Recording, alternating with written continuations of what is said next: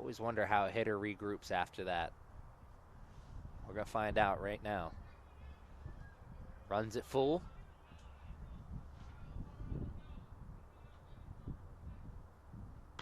And there's the walk. One pitch later.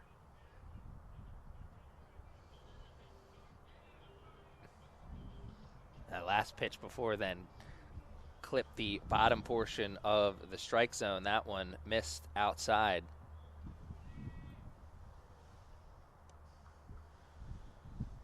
Another inning with a man reaching base for the Knights.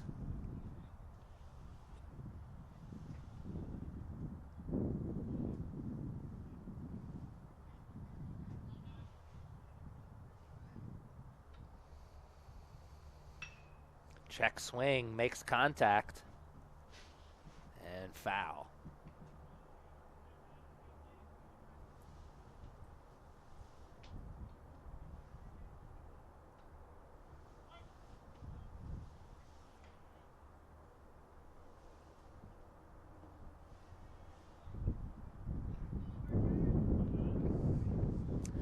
That one fell off the plate early.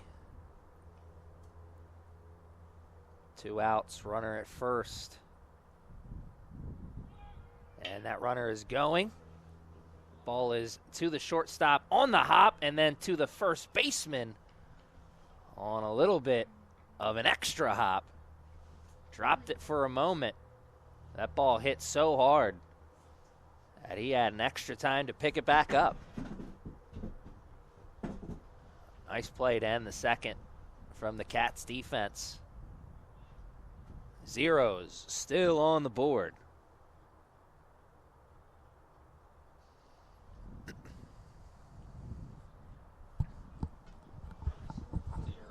We're good.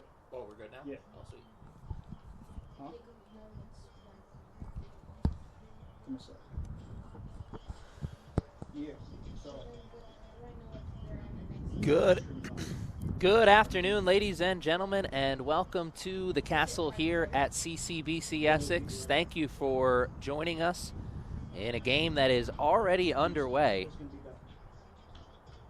Some technical difficulties here on this Sunday afternoon as we're bringing you the second day of our weekend extravaganza, baseball extravaganza, I should say. It was a doubleheader on Saturday for the Knights against the Raptors, a doubleheader today on Sunday against the Erie Community College Cats. We are 2 innings into this game, and both teams are searching not only for the game's first run, but the game's first hit as well. We've got 2 pitchers out there working around some walks, but really throwing some darts out there to begin the game. 1 pitch, 1 swing, 1 out. Second time we have seen that here today.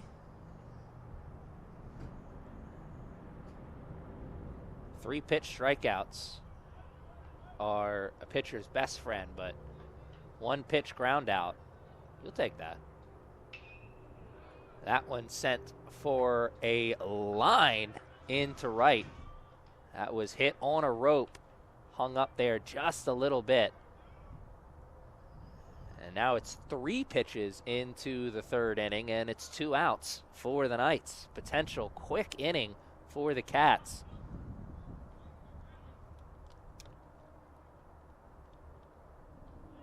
What a breaker. Beautiful pitch from Dalton.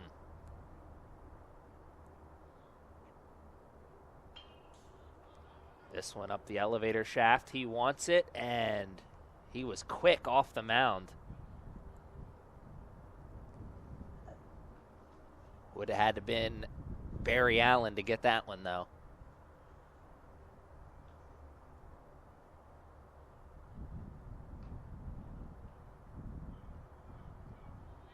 Got the Cats hitter exactly where he wants him, though. 0-2 count with 2 outs.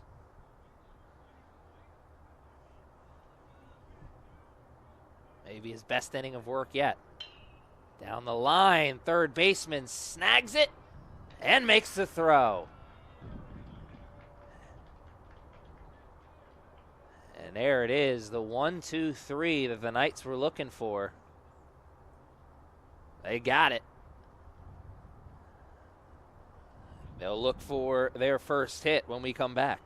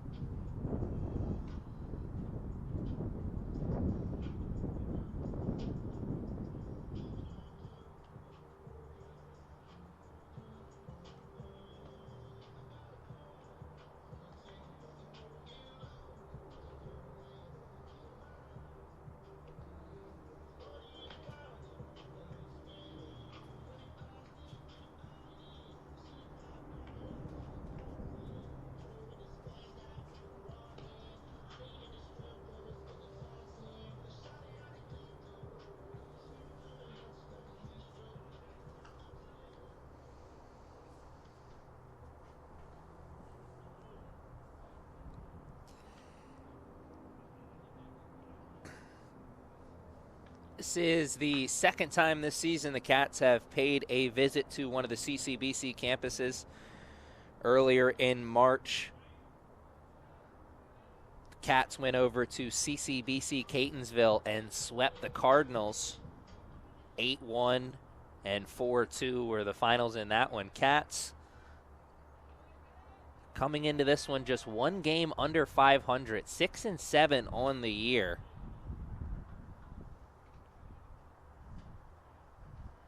Look to reverse that here this afternoon, trying to play spoiler on the finale of the baseball home opener weekend for the Knights. And the Knights find the game's first hit into right field on a line, dropping right in front of the right fielder.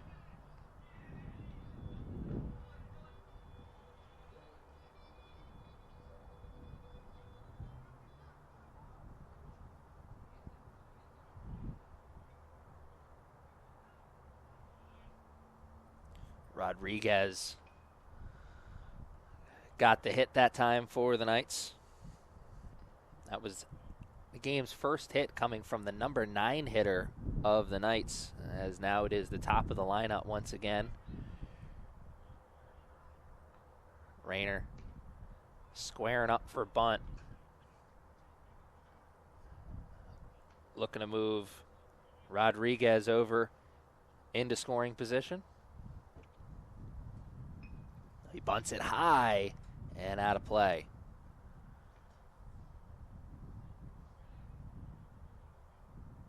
Rayner playing center field here today. Sophomore out of Baltimore, Maryland by way of Overly High School. Swinging away that time.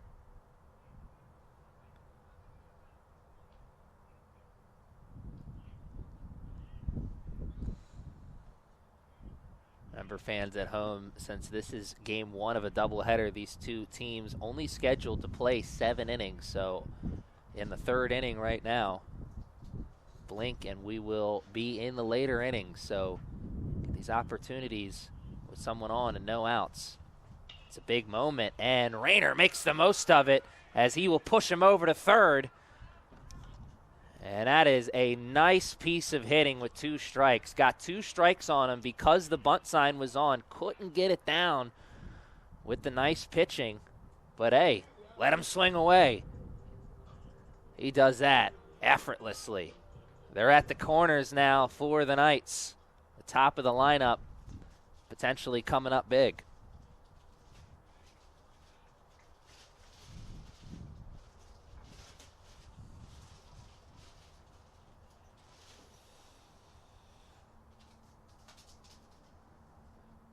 Perez at the plate now, excuse me. Jimmy Perez, redshirt freshman out of Queens, New York. Rayner quick to get down on the belly. The other issues that the Knights had at certain points in their matchup yesterday against the Raptors, running into some errors, or base running errors, I should say. Some unnecessary outs. Definitely look to avoid that here today. Sure, they had a long talk about that. That one popped up, and those are catcher's best friend. Usually, but popped up over his head. And now we're seeing as everyone advanced, it must have popped up off of his own glove and not the bat. Tough break there for the Cats, watching the game's first run squeak by on their mistake. Still showing bunt here. Why not? You got the strikes to work with. You got the outs to work with. Get them on, get them over, get them in. That is always the strategy for this Knights team. And what a bunt!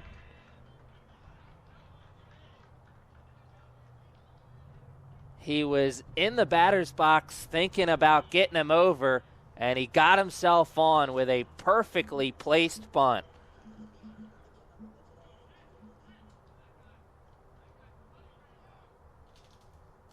Third baseman coming in on the line. He's hit it right there in between third baseman and shortstop. Can't draw it up any better than that. And the Knights show bunt once again. This time it's bunted right back to the pitcher. So they get the out at first, and the runner at third has to put on the brakes quickly. Sure, when he stepped into the batter's box that time with the bunt, wanted to put it down one of the lines and maybe squeeze that runner in from third. Regardless, job definitely done, as now there are two runners in scoring position and two outs to play with.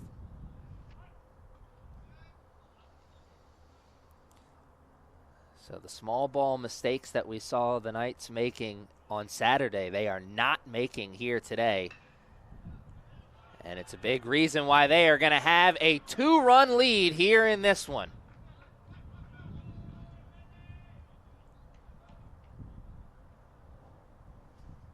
Picture perfect offense, just as you draw it up when you are the coaching staff. You talk about you want to play small, you want to be fast.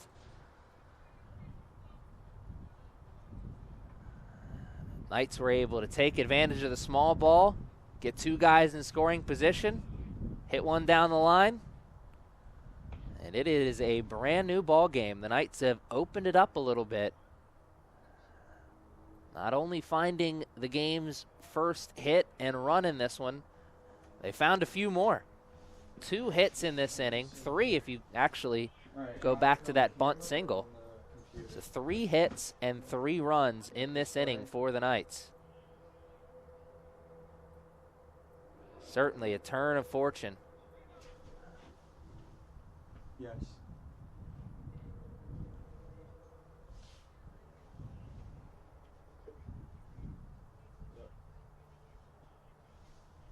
Okay. I got you.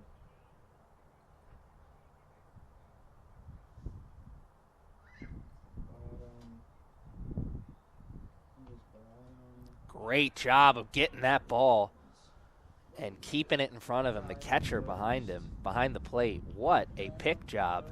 Gave himself a chance on the throwback, too. Just for good measure. That's good work behind the dish.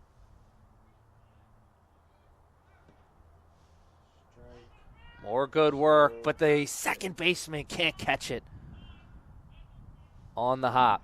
And it's interference, he calls it. I knew that was going to be tough for the second baseman. You could see him coming right in there. At least 1 out now. Interference is the call.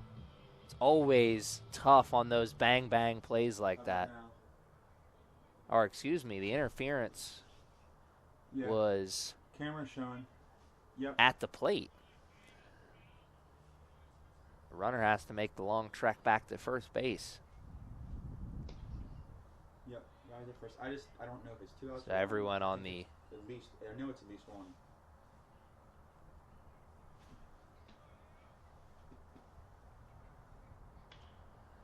down the right field line this time. And once again, the runners are at the corners. They still have 2 outs to play with, the Knights. Perfect. Alrighty. I'll talk to her. Yep. Bye. So do they see Alrighty. the bunt symbol once again? Yep. Somebody teach you. So you kind of gotta watch. So there's a guy on third right there. There's a guy on first. Okay, so that's where I have here and here. Right. Outs are here. Strikes, balls. Do you know how to tell by the umpire? Alright, so if the umpire points out wide, that's a strike. And which one is that? That one? The umpire's the one behind. Right back to the pitcher. 1, and that's all they'll get, as that is the final out of the inning. Forgot about that interference earlier. Behind the catcher. Yep. Alright, so we're in the 4th inning. Okay? So we're in the top. Knights do strike for some damage After and get the job done. They open this one up. 3 runs come across for them. And you can see the Cats on their sideline talking strategy, Yeah, that's right. trying to figure out how to get back into this one, as we are now in, or almost in, the final stages of this one. Remember, fans at home, only 7 innings scheduled to be played between these 2 teams because of the doubleheader. And then to get it away, like if you think you messed up a little bit, just unclick it and it'll go away. And just remember to keep. So we're in the sandwich inning. We're I'll through be popping 3. back in. And if you don't know something too, you can always step out and look at the scoreboard and it will have it on it too. Alright? So if you walk out, it's right over there. So you can just walk underneath and double check yourself too. Okay? I'm gonna be popping back and forth and I'll also be watching live stream too, so I'll know. Okay. Alright? Good?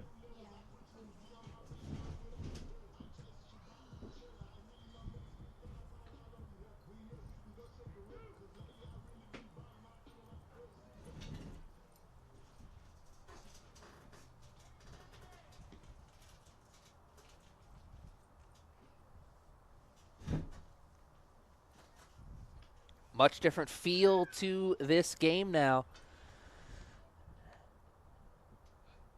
Knights broke it open, found the game's first hit and run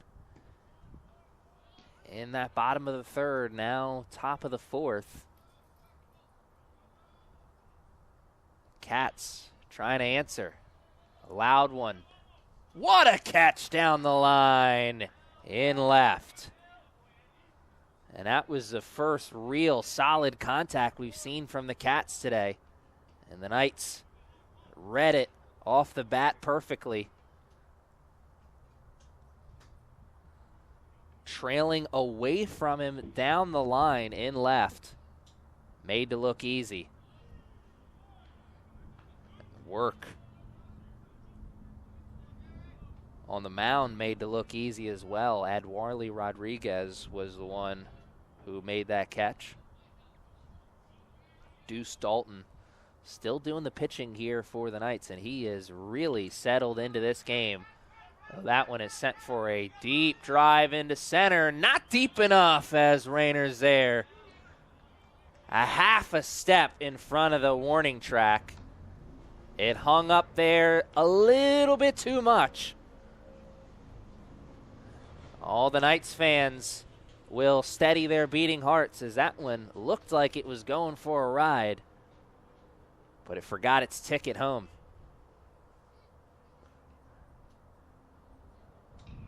Another loud one. This one won't find the outfield, though, or at least it won't find the deep grass of the outfield. 3 fly ball outs in this inning for the Cats. They're finding the ball, but the ball's not finding the grass. Knights looking to tack on a few more.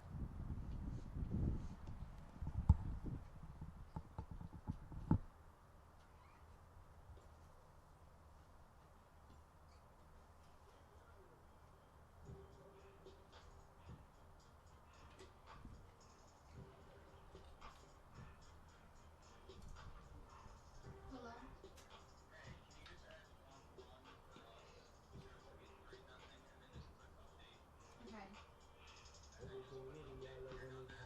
Okay, I just did. And then I clicked fifth. We're in the fifth inning, right? Okay.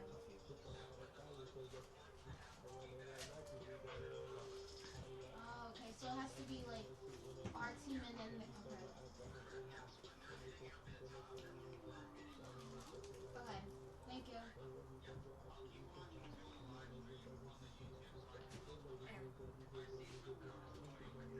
Okay, thank you. Okay. Okay. Can you? I'm gonna step out. There we go.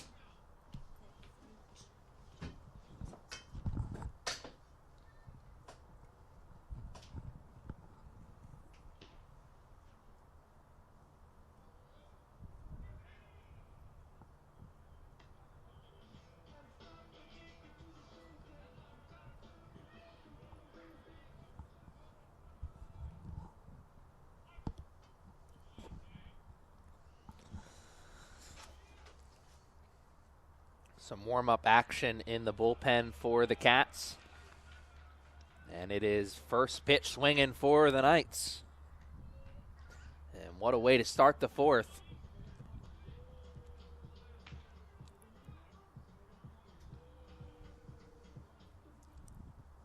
One pitch, one swing. The inning's first base runner. We have the inning's first mound visit as well. With that warm-up action in the bullpen. I was about to say it may not be our last, but indeed he's going to come in now. So we're going to take a break with the two teams as some warm-up action is underway. We'll find all about the new pitcher. Tell you about him when we come back. Hello?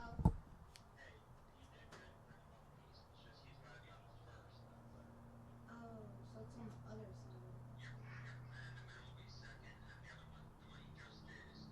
Okay. Thank you. Alright. Alright, thank you.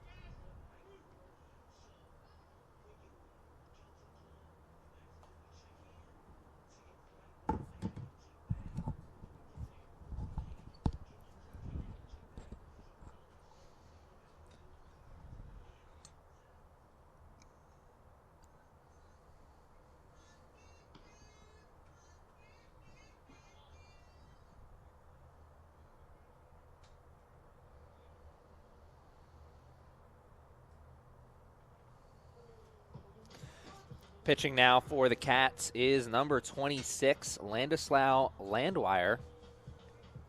Landislau is from Paderborn, Germany. Stands 6'3" and weighs in at 205, so he is slinging a fast pitch. No matter what is coming out of his hand. Fastballs, curveballs, sliders. I'm sure they're coming in with some velo. You can see even on that bunt the kind of velocity he's bringing to the plate. That ball came off the bat quickly right into the pitcher's hand. Only chance was the out at first. Runner now in scoring position here for the Knights as they are looking to make it back-to-back innings with some runs scored. He's going to try take third, hitting runs on, and he'll go back as that one was sent up in foul territory. Had him thinking for a moment he could be doubled off.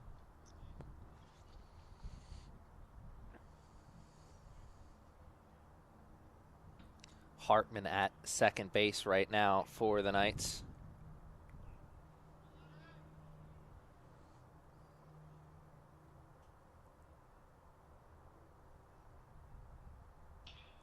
This one in in fair territory.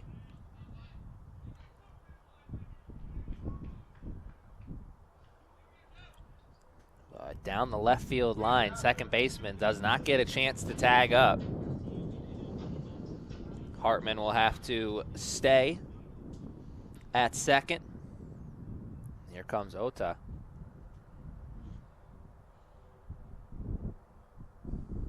Excuse me. It is not Ota at the plate right now.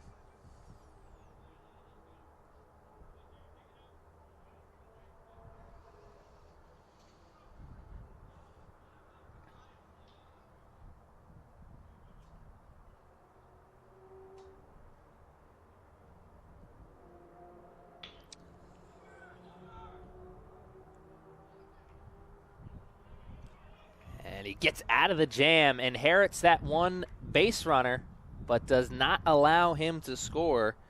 And a correction on that base runner earlier, that was actually Carroll, who was at second base, ended up taking third.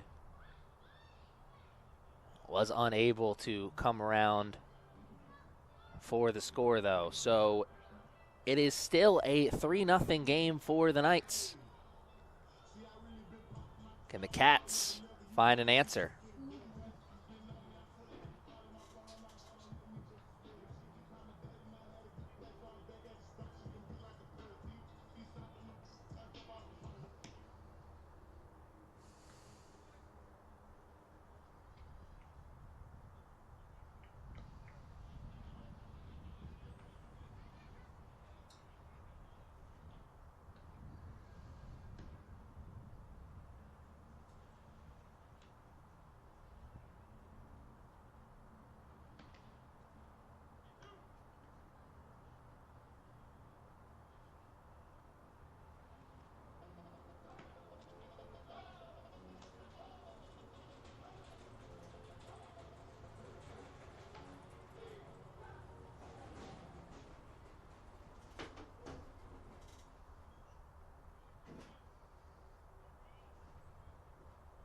Deuce Dalton still doing the pitching here for the Knights.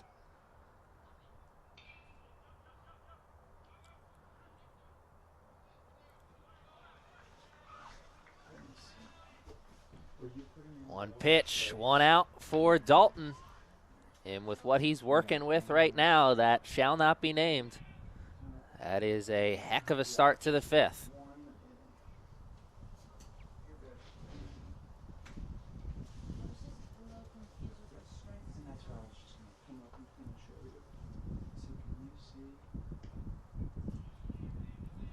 Dalton misses wide on that one.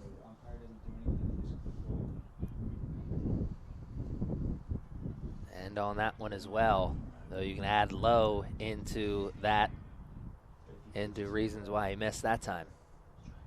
See him taking a little bit of a longer stroll around the mountain. Regroup himself. As now his hole has gotten a little more significant. 3-0. and take sign on all the way. He just got the bottom piece of the strike zone there. Nice pitch, 3-1 now. Still plenty of work to be done. Sent for a ride up the elevator shaft. Rayner should have it, and he does with ease. So 4 of the last 5 outs that Dalton has gotten have come in the form of the pop fly. Cats are able to send it into the outfield. Ball's just not touching the grass. And we are officially in the later stages of the game now, with these two teams only scheduled to play 7 innings. This is the 5th right now.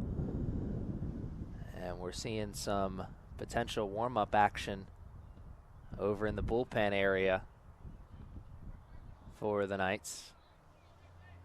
With this game still a save situation, does Dalton get a chance to go the distance? Even with the distance being a little shortened here today. Down the line, third baseman has a long throw that he actually doesn't have to make, as it was just foul. If there's 2 strikes and it's a foul, it's not an out. If there's 2 strikes and he swings and misses, it's an out. Got him swinging for out number 3, and he is through 5.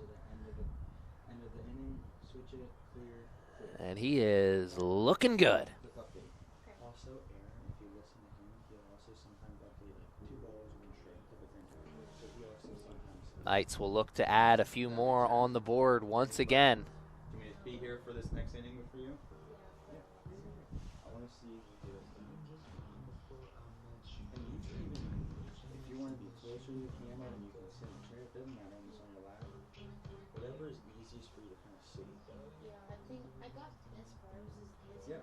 So the strikes is when he points out to the side, and then if he doesn't do anything, it's a ball. Okay. But you should try to make sure you put something either in a ball or a strike after every pitch. Okay. If it's a foul, it's a strike. If there's already 2 strikes and he fouls, it's not an out. It just kind of stay still. Okay. Okay? I'm gonna be right here outside the door, and then I'm gonna watching the YouTube and stuff, and then I'll pop in. We'll be right here. I just want to see how you kind of do it. Navi's talked it over.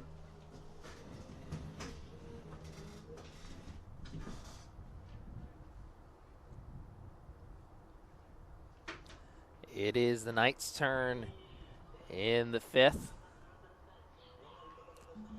They have watched their starting pitcher, put together a stellar 5 innings of work. They spotted him 3 runs already, and I'm sure they'd like to spot him at least 1 or 2 more, make this a non-save situation. First pitch swing in, right fielder wants it. Did he catch that? What a catch!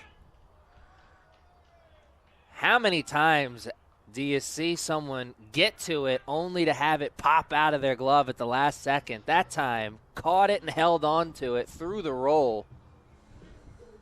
It'll be tough to top that one defensively today. Nice play there from the Cats right fielder.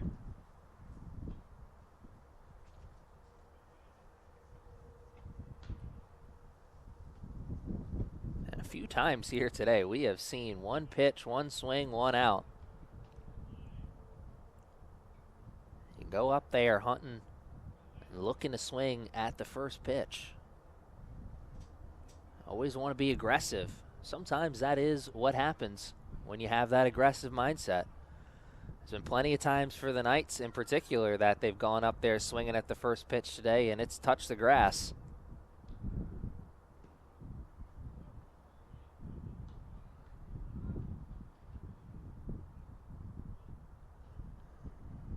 He missed the plate there that time with the ball. And this time sent up the elevator shaft and out of play. Some high foul balls yesterday in the game, I'm sure. partly because of the wind holding these balls up in the air. The wind definitely not as severe here today. Maybe the ball not carrying like the Cats wanted. How many times over the last couple innings we've seen them look like they tattooed one into the outfield only to have it be right where the outfielder is for the Knights. Coaches always talk about hitting hard. Sometimes you find that sweet spot between hitting it hard and hitting them where they aren't. Cats unable to do that here so far. Knights will look to do that with a runner on first now after that walk. And that one will go foul, and I'm sure that'll leave the hand stinging, as looked like he got the skinny part of the bat that time. Early 0-1 hole for the man at the plate.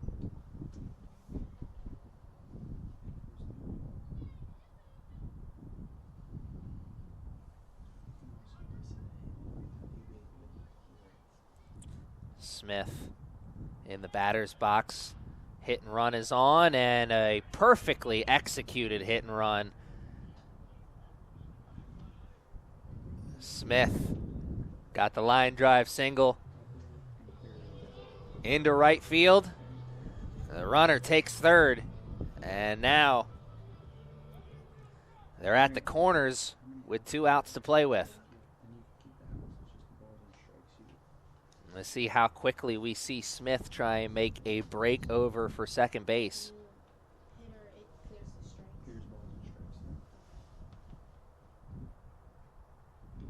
And first pitch, he's going. Play at the plate, not in time, and a run crosses as they are able to squeeze him home on the bunt.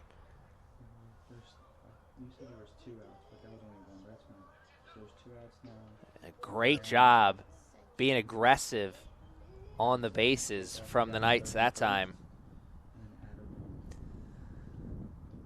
You got to make the break once he makes the throw for first, of course, but also being in that middle spot where you make him freeze and look at you and make a decision, crucial in that spot as well. You got to be aggressive from the get-go.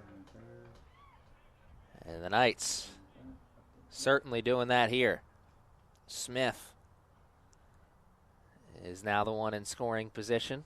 2 outs, though, now in the inning.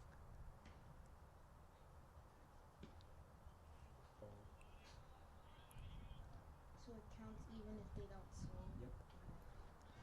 Every pitch you should be. Knights have put 1 on the board already in this inning, looking for a second. They've already made sure it's no longer a save situation.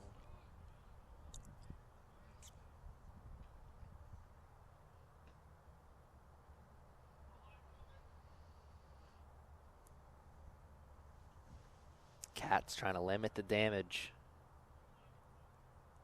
Turn it over to their bats. Give them a chance to have some late inning magic. We saw plenty of late inning magic yesterday from both teams. Knights had the walk-off in Game 1. Raptors had the extra inning win in Game 2. Knights trying to avoid all the drama with this 4-0 lead right now. Nice pitch for the strike. 2 strikes on him. And out number 3 on the ground ball, but the job done as the Knights put another on the board. Put some more distance between them and the Cats here in game number 1. Greatest part is we won 2 more innings for this first game because we're only going to 7. So you can either do clear and it'll clear the whole thing, or you can do what how I showed you, just clear, and then clear. Okay? Just don't click that. Yeah. Because that'll take it away. Good? Right. I'm gonna be right out here, right over here, being able to watch. Okay? Doesn't look very far back. Yeah. No, you're good. Does that work? Yeah.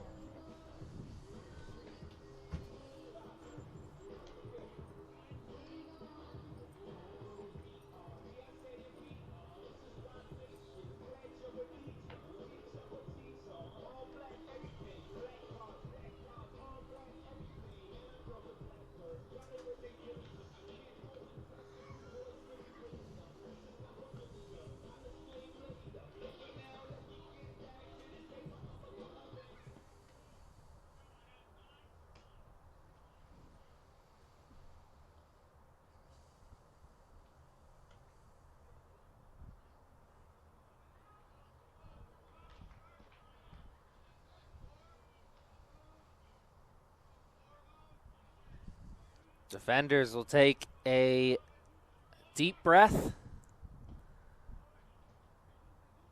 Dalton will take an even bigger breath on the mound. Top of the 6th is underway, and magic is potentially in the air.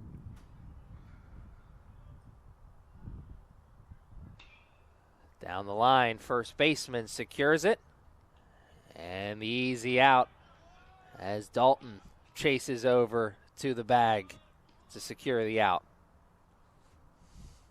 1 away in the 6th.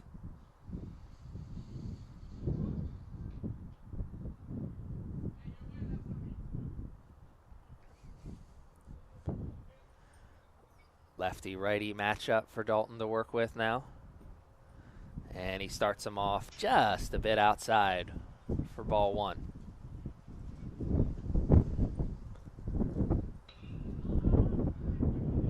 Fly ball into left field. Rodriguez wants it and has it. And now there are 2 away in the 6th.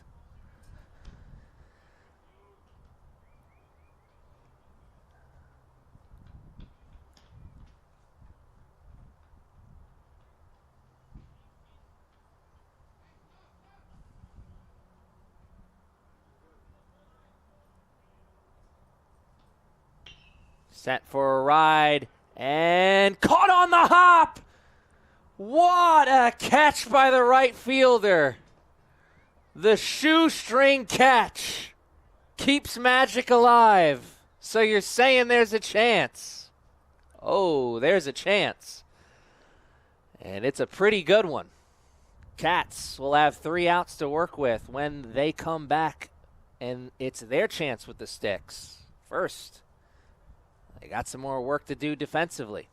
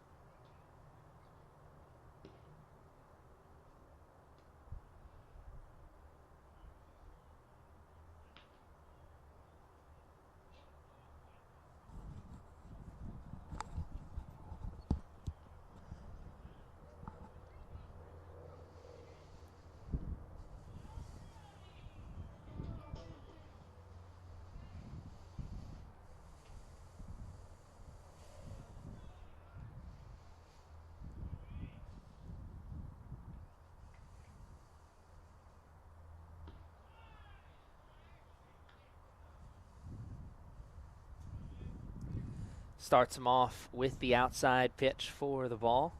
And this is the start of the bottom of the 6th. Pitcher wanted it, and then the shortstop said, no, you know what? I'll take that.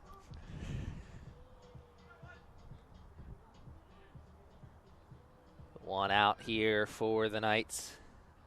in the 6th, a game they are in firm control of, 4-0 lead.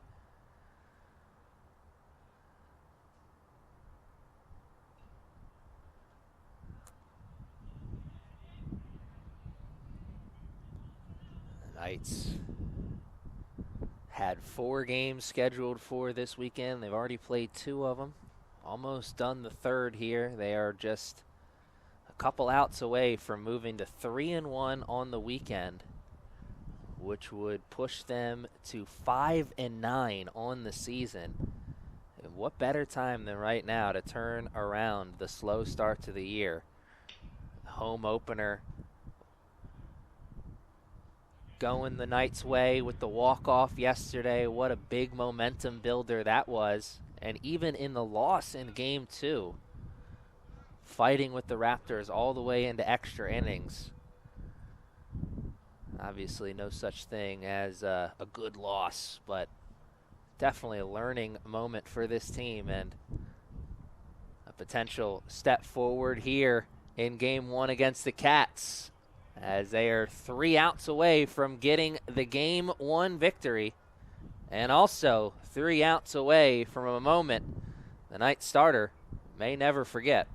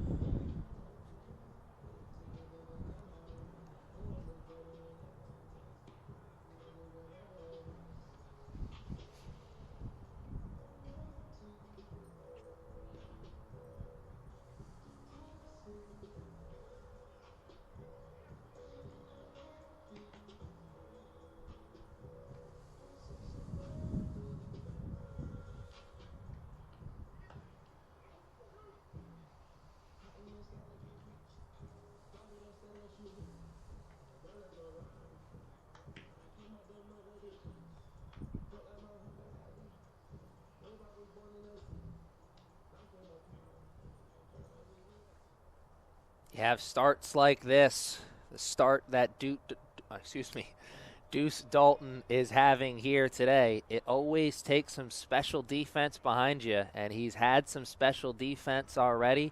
Had a tremendous catch to close out the 6th inning from his right fielder. Had a great catch earlier in the game from his left fielder.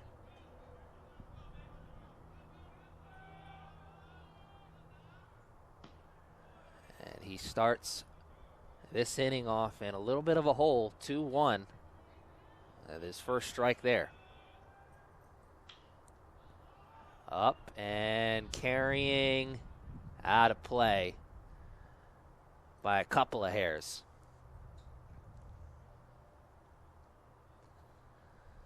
Sure, the Knights defense took a big, deep breath before this inning started, before they came out for their roles defensively. That one sent into the gap. Left fielder has it, though, on the backtrack. And the wind may have held that one up a little bit. Defense making the play once again. How many times in these late innings have we seen the ball sent into the outfield? Everyone takes a deep breath only to see and realize the outfielders right there to make the play.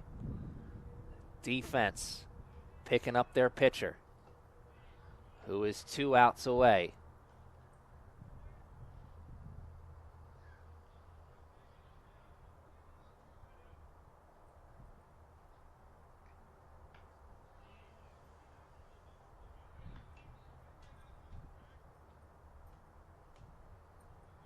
Another early deficit for him. The starter, Deuce Dalton. He's worked out of these jams a few times here already. That is only the 2nd walk he has issued here today. Only the 3rd base runner of the game for this Cats team. And now the infield, particularly the center of the infield, really focused on a potential game-ending double play. Dalton comes to the plate with strike one.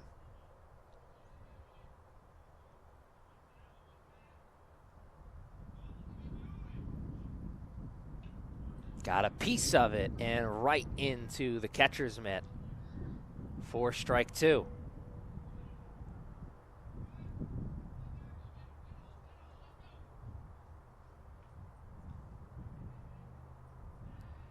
He'll throw back to first. No play. 2 strikes to the man at the dish. 1 on, 1 out. Potentially the final inning. Knights hold a 4-0 lead right now in the 7th. The Cats need some magic, and a whole lot of it. Just missing that one. What an eye by the man at the plate.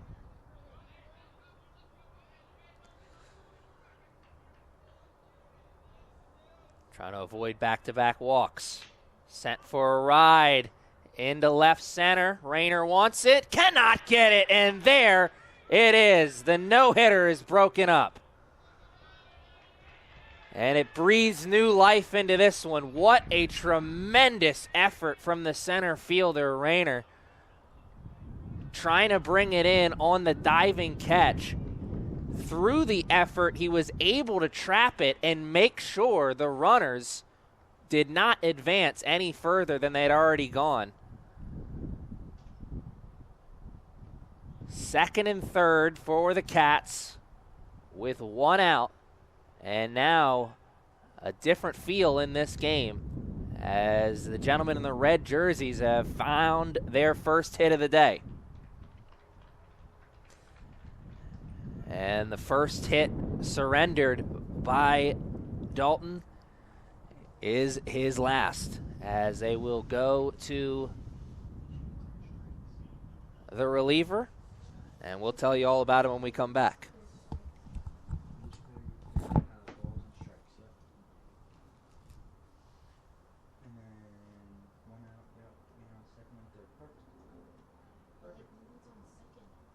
Well, they're changing pitchers right now, so you see how they're all talking over there, and you see how all of our guys are on the pitcher. Good. Yep. And then let's say they do score 4 runs, and we're tied, and you have to go to another inning. Make sure we just click bottom, right, when we're hitting. But if they don't score 4 runs, then the game's over, and then we can just clear everything and go back to inning 1. Good. Perfect. You'll get it. You'll get the hang of it. No, definitely. Definitely. It takes some time to kind of get used to looking up, looking back down, changing, looking up, looking back down, changing. Yeah, no, you're good. You are all good. But then hopefully for the second game, then you'll be like, it's a breeze type of thing. So, like I said, you can also listen for Aaron, like the little things that he says will help if you don't see the strike or ball call, stuff like that. He said strike, and I was Yeah. Sometimes it's hard to see the but I'll try and make sure I do a better job of calling the strikes and balls Yeah. every time. yeah, she's still learning. It's hard to see him sometimes. I'm like, what is he? It is tough. Yeah. And with sometimes the wind, you can't hear him and stuff like that. And some games you'll have umps that really exaggerate it, and some games they barely do anything. So, good? Yeah. Hopefully not too much longer.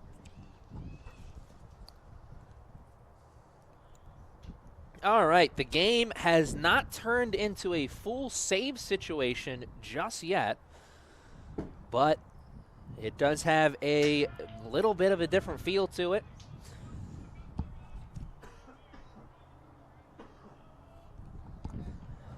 Excuse me. No cough back button on this setup here. Just got to take the headset off and do the business the way Mother Nature intended. We're going to find out what Mother Nature has in store for this game, what the baseball gods have in store for this game, I should say. There is one out. Runners at second and third. The Cats are trying to at least force some extras here. And the ball gets away from the catcher. 1 run will score. And now it's officially a save situation. 4-1 is the score on the big board. The Cats finally inch one through.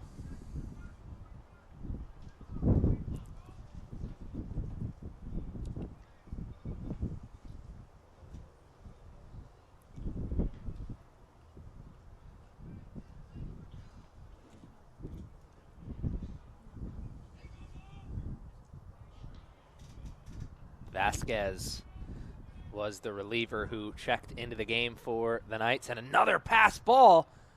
Another man is going to score. It is now a 2-run game.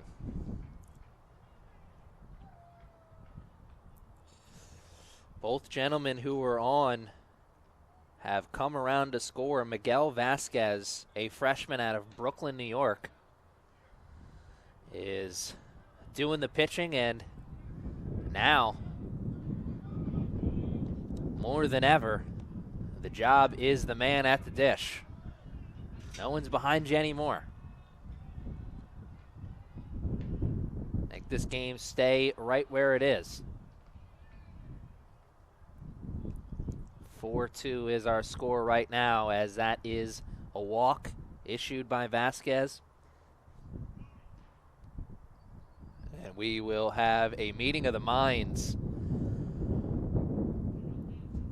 at the pitcher's mound. Knights want to talk strategy. Talk about how they can reverse that trend that we just saw.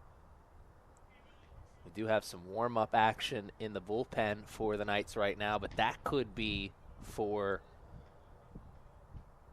game number 2. Maybe game number 2 starter starting to go through his warm-up routine. Only time will tell.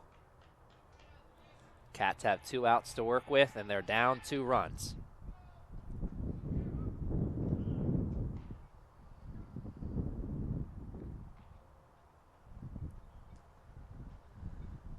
And now it is another meeting of the minds, but this time the coach is coming out. And he's asked for the ball. That's all she wrote for Vasquez. We will see a new pitcher, and we will take another break. The Cats are causing some drama.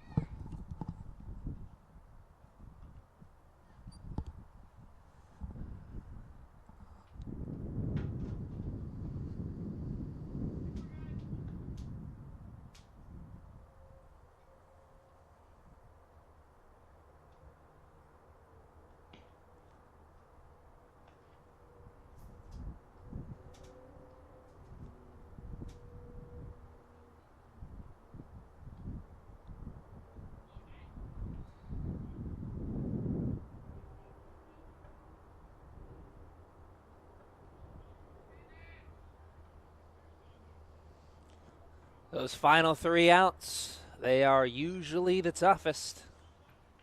And they have gotten a little bit tougher here, with it just being a 2-run game and that tying run being at the plate. The first pitch swinging is fouled back.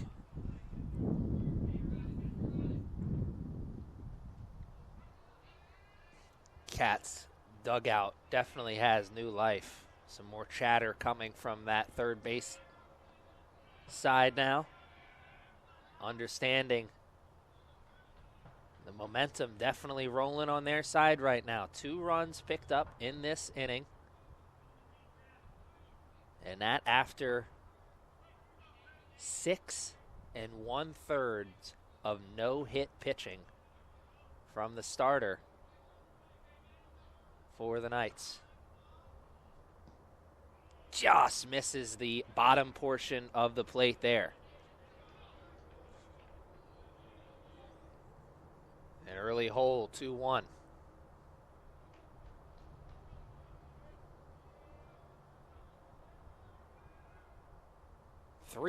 But catcher does a good job of making sure it stays in front of him. The pass ball was the issue on those 2 runs scored.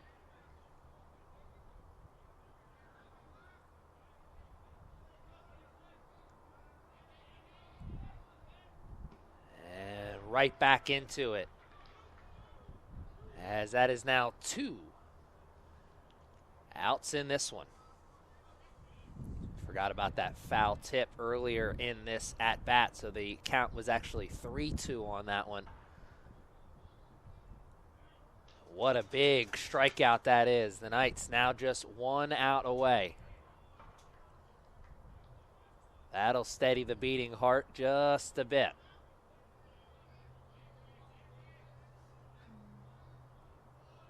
Some more work to be done, though, for the Knights. Trying to secure the Game 1 victory. Trying to move to 2-1 on this weekend here at the Castle. And trying to move to 5-9 on the season.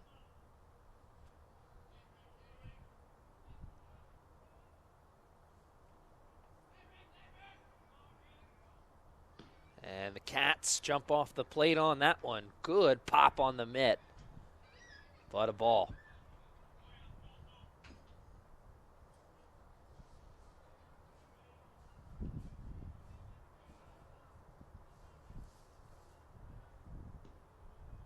Just missed on that one as well. The tension continues to build. The moment continues to get bigger.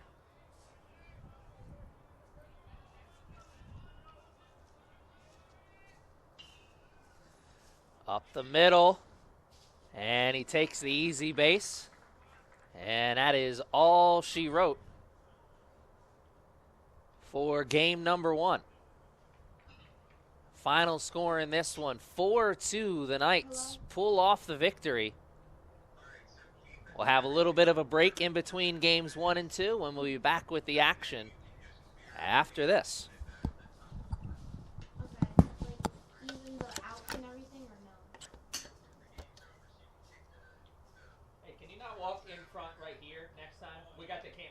We're broadcasting the game. That's all. It's all good. Thank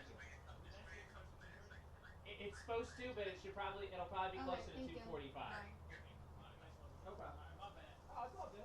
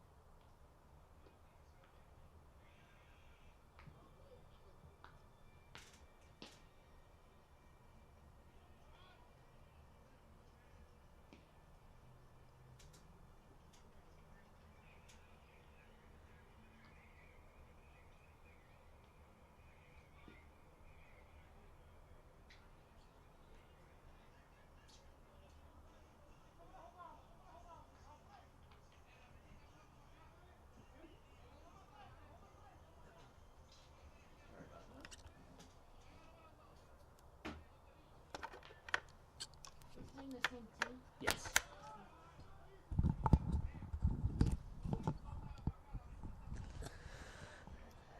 And the action already underway here in game number 2.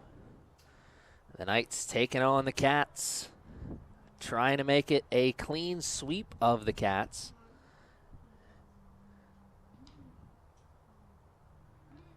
Knights got the 4-2 victory in game 1, and it was an exciting 4-2 victory. Deuce Dalton, starter for the Knights, 6 1/3 of no-hit baseball. Came 2 outs away from the 7-inning no-hitter.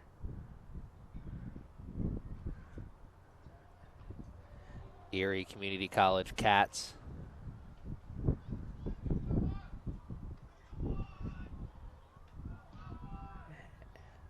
and some confusion at the plate. We know for sure is there he was called out.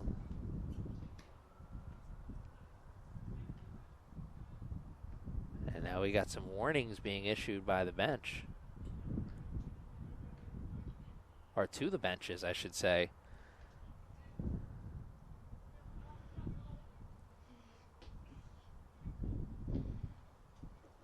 And now the umpires are talking it over. We're going to find out what happened. In the meantime, I'll tell you about Caden Allen, freshman from Lakewood Ranch, Florida. He is the starter here for the Knights. He also got the save in game 1. He came in, he was the second reliever the Knights used in game 1.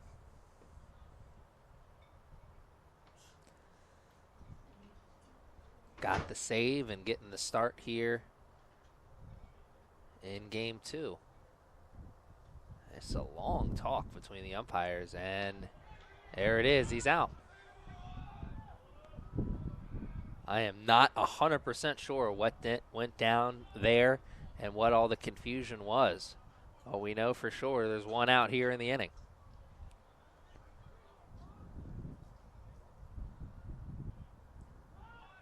Shows bunt.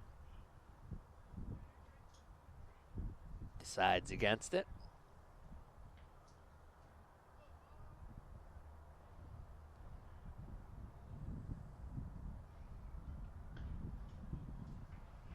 And a 2-0 count here. It was immediate warm-up action in the bullpen. Wonder how much of that is the fact that our starter here also pitched in game 1, or if that was just the strategy from Jump Street. That one touches the earth and the pole. Cats waited a mighty long time for the first hit of the game in game 1, wasting no time here in game 2 as they rope a double into the gap in left center. A great job by the Knights defense getting right on top of it, making sure he had to stay at second as he was definitely thinking about third.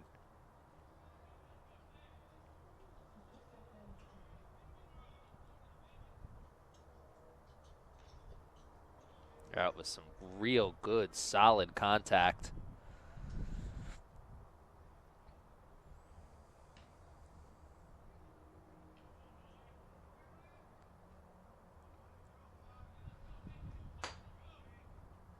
Cats number 12, Ronan Glassford.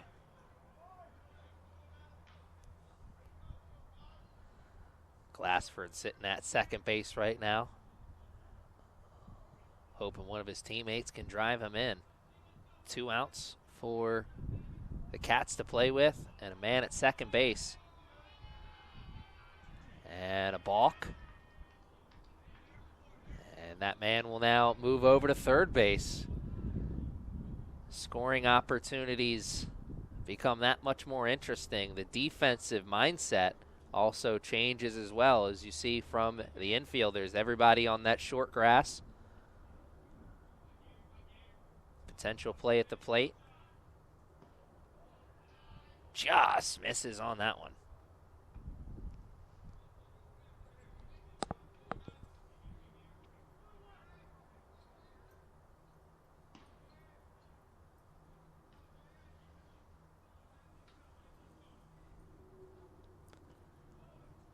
Close, but no cigar on that one as well. Great frame job from the catcher behind the plate. Umpire making him earn it.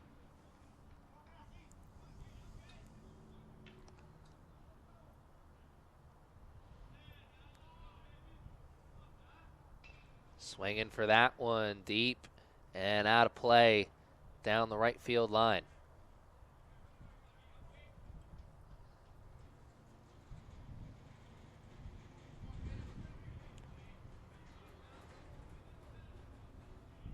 Runner at third, one out. Knights were the team that struck first in game one. Cats trying to be the team that strikes first here in game two. Up the middle, and they do exactly that.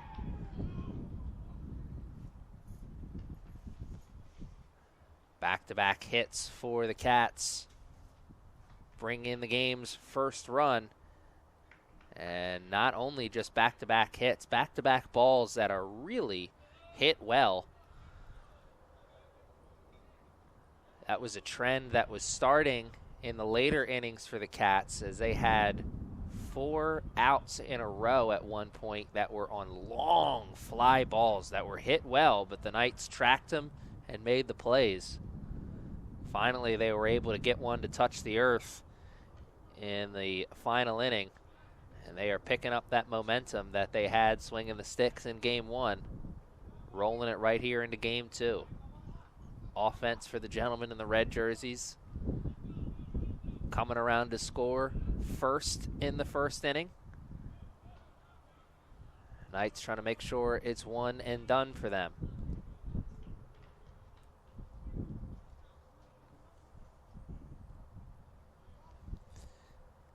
Infield was in earlier when the Cats had someone at third, now at double play depth.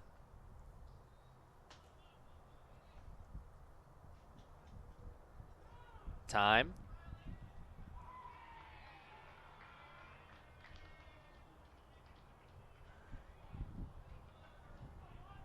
It's going to go against the Knights.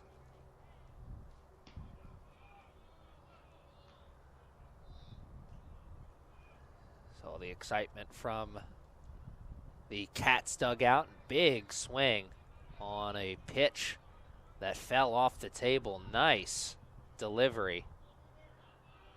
Much needed regroup from the Knights.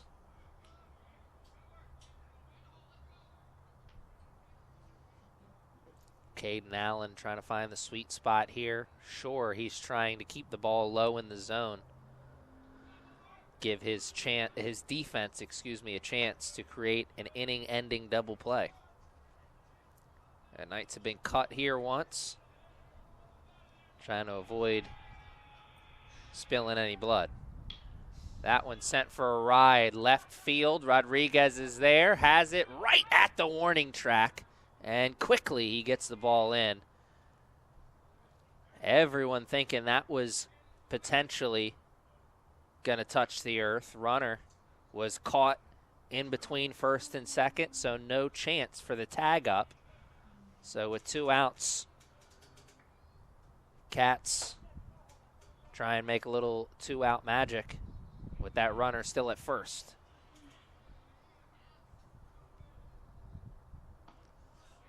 Wonder what the call was from the first base coach in a situation like that. Makes it that much more interesting because it's hit to left field. You think maybe an easier throw to the second baseman or to second base. But also the second baseman has to receive that throw from left field with his back to the runner. So a difficult tag situation. Regardless, maybe a missed opportunity there for the Cats to try and push someone in to scoring position. Caden Allen not getting the friendly call there, as that one was very close to the black. Just a bit outside, though. A battle at the plate. Somebody once told me that hits with 2 outs will get you into heaven, and he's holding the sword there. he'll have another chance to punch his ticket.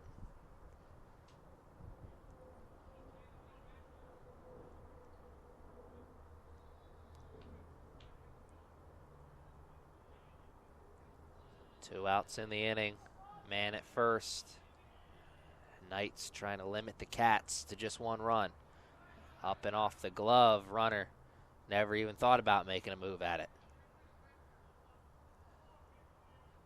I think there was a little shrug of the shoulders from the first base coach there, saying, hey, let's try and be a little bit more aggressive here.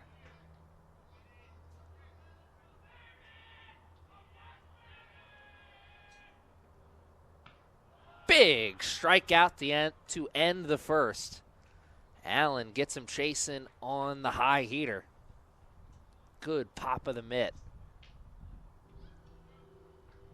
Cats strike for one. Can the Knights answer right back?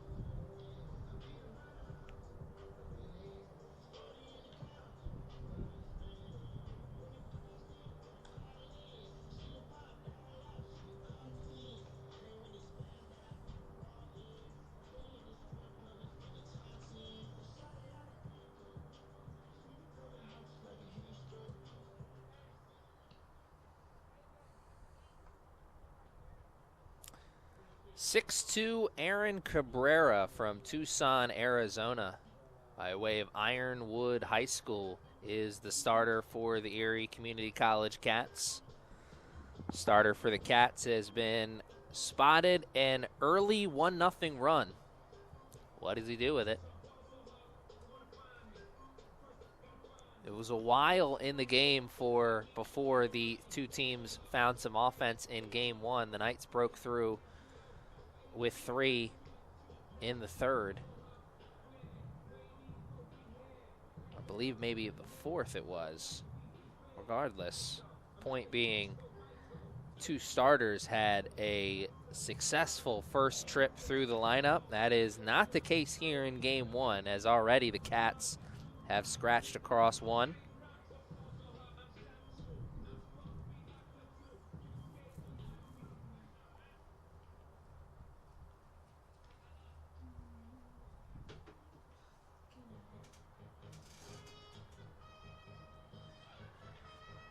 Urena, Perez, and Amparo due up to lead off for the Knights.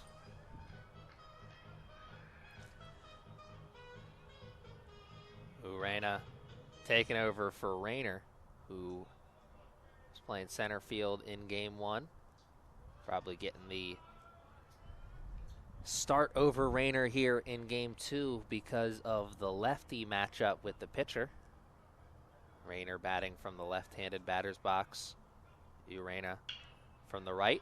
And he starts us off with a rope down the left field line. Great athleticism from the left fielder for the Cats. Quickly getting in front of that and throwing the ball into the infield, making sure the speedy runner doesn't even get a chance to think about taking two. But it's a leadoff single for the Knights. And it is just what the doctor ordered as they find themselves down early here in this one. Lefty-lefty matchup with Perez.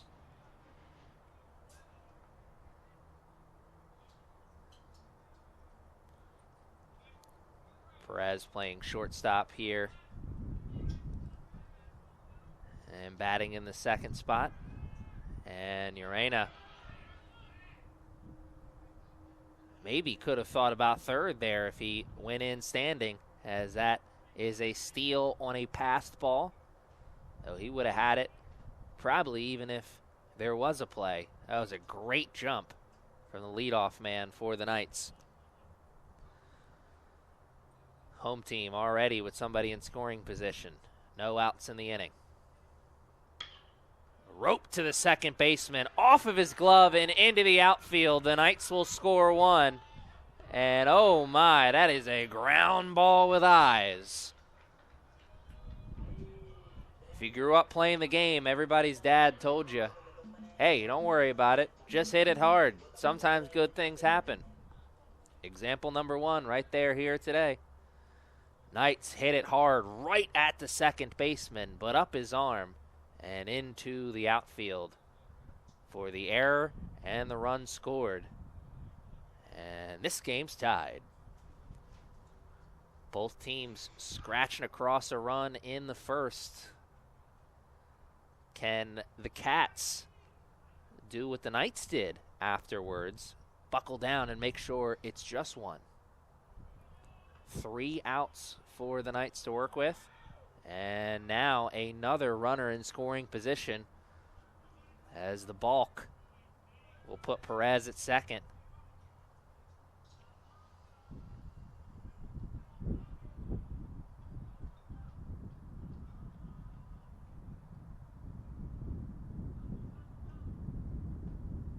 Good job keeping that ball in front. That had potential pass ball written all over it. Amparo playing first base. Batting from the 3-hole. Just getting a knuckle on that one. Got the absolute tip of the bat on it, but he did earn the right to see one more. Always think in situations like this, you got a runner at second. 1 run has already come across. No outs in the first inning. You got a bunch of guys in the lineup that don't want to be the first out. And Amparo will actually indeed be that first out as he can't lay off the high cheese. If it's high, let it fly. Amparo could not get a piece of it.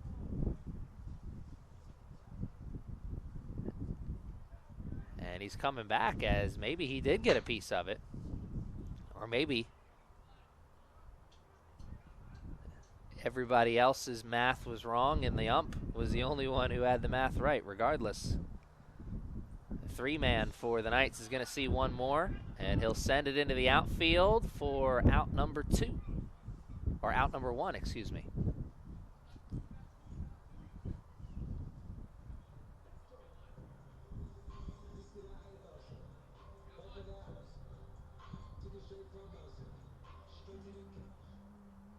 Amparo got 2 chances there.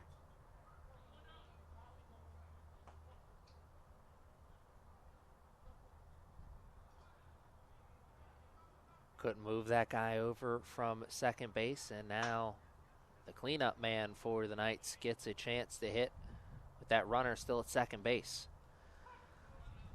Coaching staff for the Knights feeling comfortable letting these gentlemen swing away. Have not seen the bunt sign come around just yet, even with the first 2 runners reaching base safely. There goes Perez, the third. The throw is just wide of the bag, and a good athletic play by the third baseman to make sure it stays in the infield. He's got Perez coming in, diving at his ankles for the slide. He's got to mind his feet and find the ball. Nice play. Knights will have to make something happen with that runner now at third. 1 out. Sacrifice still very much in play here for Castillo.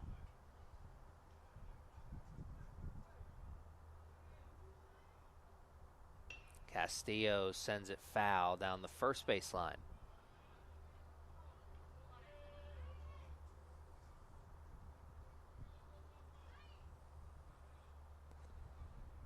With only 1 out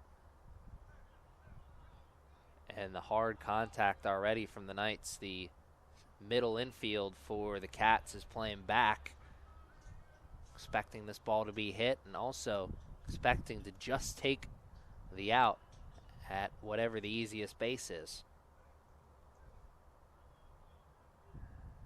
Not trying to focus too much on gunning that runner down at home. sacrifice a run for an out in the early stages of this game.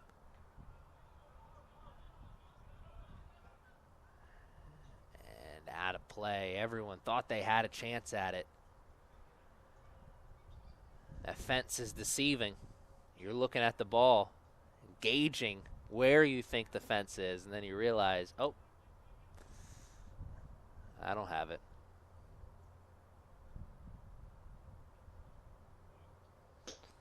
A roller coaster those little pop-ups are for everybody in foul territory. You think you got an easy out, and then you don't even have a chance to make it as it rolls out of play. The yin and yang in life, the roller coaster of the game of baseball, really.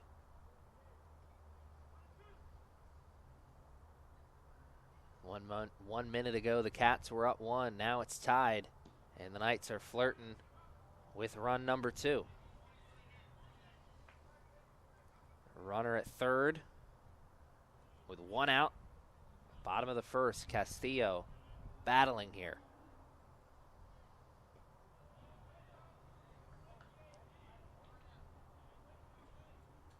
Battle continues.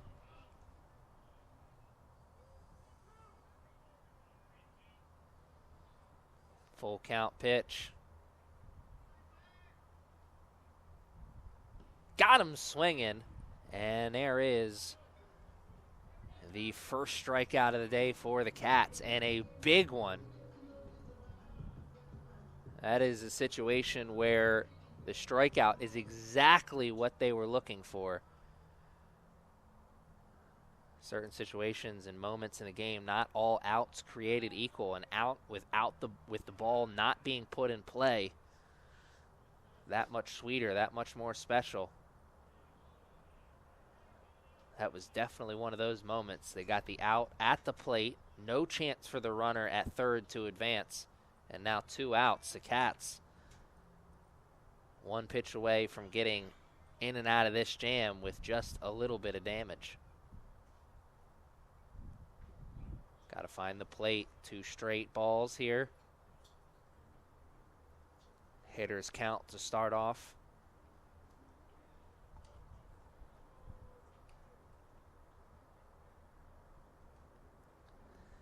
Best at the plate and doing the catching here for the Knights.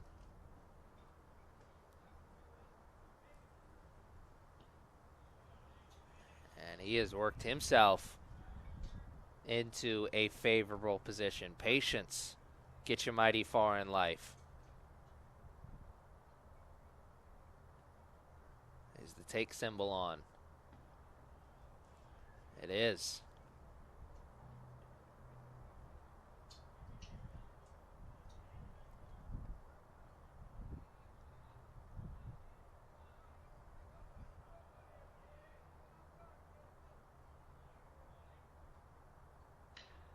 Up the middle, shortstop's got it. And there is out number 3. The Knights do some of the legwork and get this game back to even. 1-1 is our score on the big board through 1. We'll be looking at 2s all around when we're through 2. Stick around with us and find out.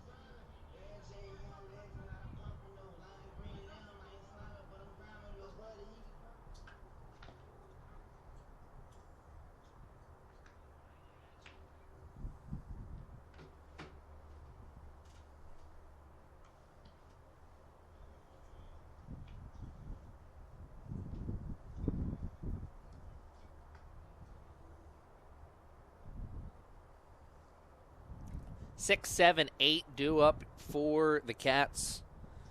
Ricks, Dewson, and Kemp. Ricks playing center field. Dewson DHing.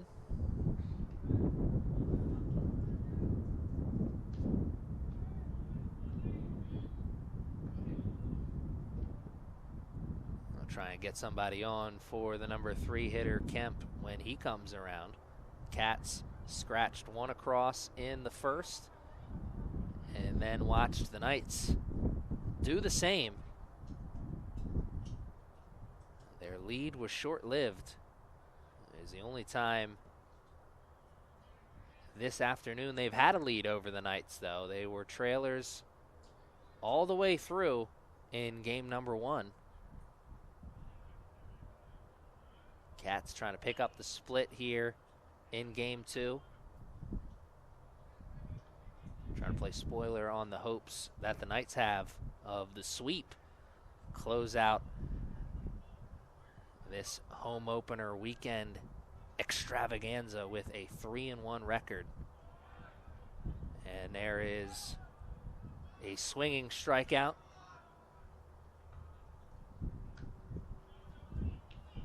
Just from the play that we've seen on the field, it's already been a very successful opening weekend for home action here at the Castle. The Knights, the late inning magic on Saturday in game 1 and game 2, and a really tough fought victory in the late innings in game 1 here on Sunday.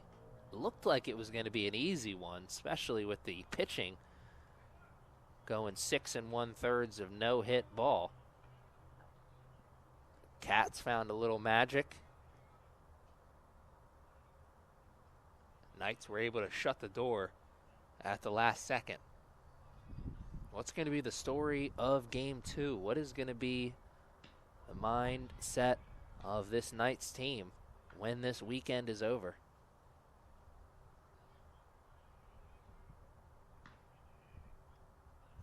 Slow start to the regular season for them. 3-8 was the record coming into this weekend, but as I've said a few times already this season and this weekend, no better time than right now to start the turnaround. Knights could be using this weekend as the catalyst for the early season turnaround.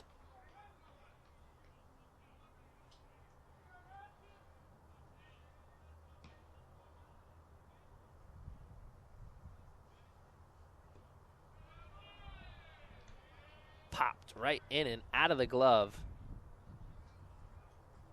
1 out, and now there's a man at first. It's a strikeout and a walk for Allen here in the second inning. We have had warm-up action almost from the get-go in this game for the Knights.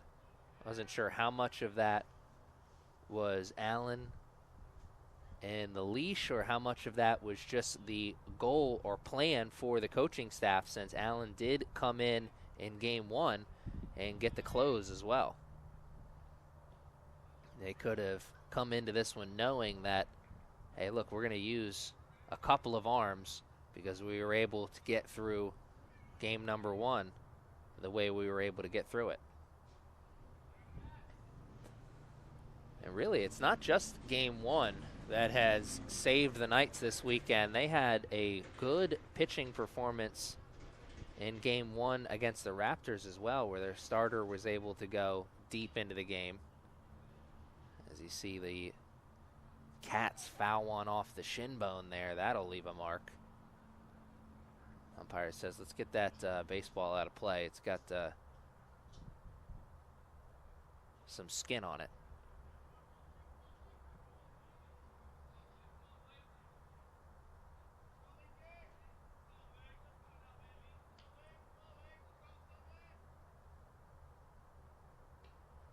Outside with the pitch, Allen looking to regroup. Find the strike zone. Find the sweet spot. Maybe find the ending double play. You see he's clearly trying to keep that ball low, induce the ground ball. He got it. 1. Cannot get 2, and the runner will take second on the wild throw.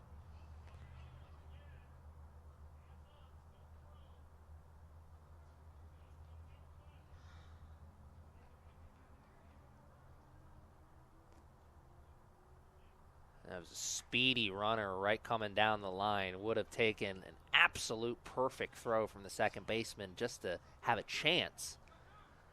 It was wide of the bag from the word go. He lets everyone know, my bad. And his teammates will look to pick him up. Now with 2 outs and that runner in scoring position.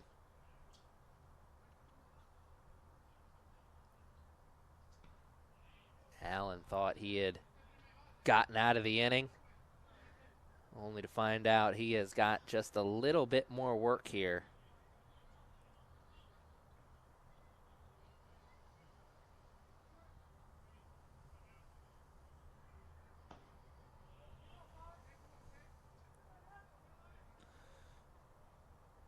Deucin, the third hitter, or excuse me, Kemp, the third hitter of this inning for the Cats. He was hitting out of the number 8 spot. And this is Ballard, the number 9 hitter for the Cats. Makes it that much more important for Allen to get this out right here. Does not want the Cats to have a chance to turn this lineup over with multiple runners on base. And right at the first baseman, who catches it on the hop and takes it himself. Ampora with a nice move, as that one was up towards the chest. He made it look routine. Cats had a chance.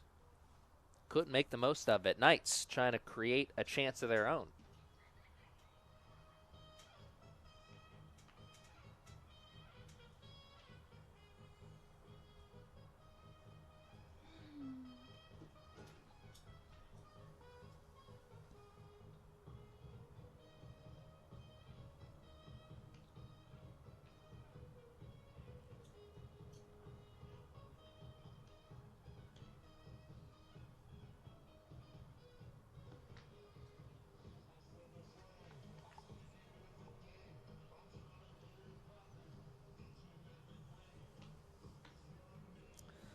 Two teams really mirroring one another through the first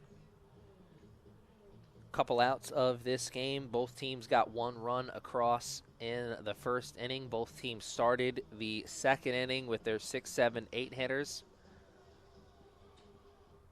Can the Knights, like the Cats, get at least 1 on in this inning and flirt with maybe the second run of the game?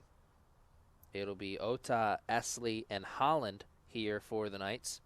And Rodriguez, the number 9 hitter, waiting on the bench if somebody's able to get on. The Knights will hope to turn the lineup over and do some damage here in inning number 2. The Cats came close. Can the Knights finish the job? First pitch is outside. Knights will start in the advantage.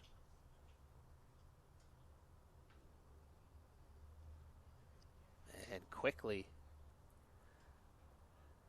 it goes even, 1-1. That one just dropped right off the plate.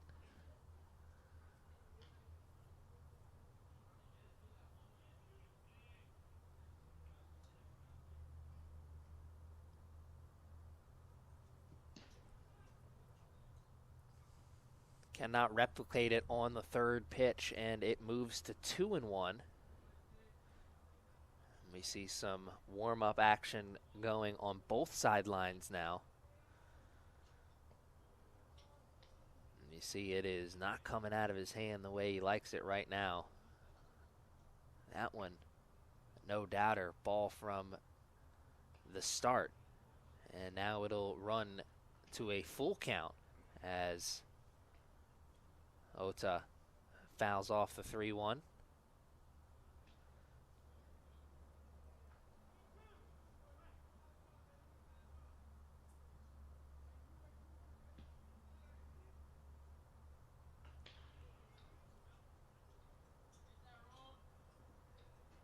Good swing, but into the dirt area in the bullpen on the Knights sideline.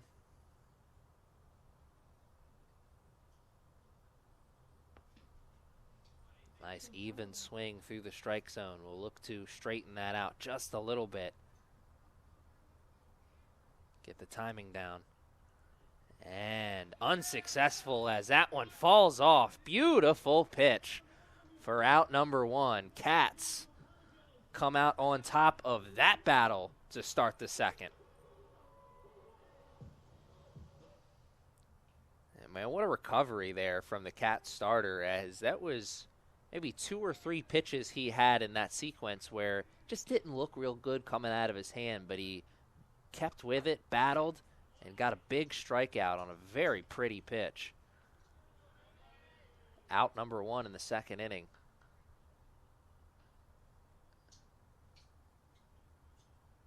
Strikeout like that, fire up the gentleman behind you. That one right at the second baseman. This one he fields cleanly. Great job of making the adjustment as a defender. It was a ball very similar to that in the first inning that ate him up just a little bit. This time regroups, makes the play. 2 outs. Cats potentially answering with a 0 of their own.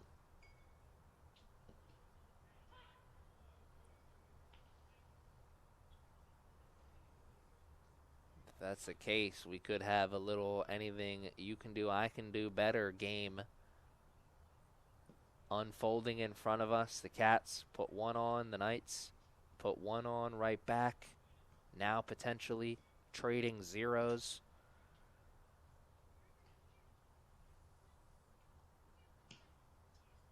Good pitch. Nice pop and with movement.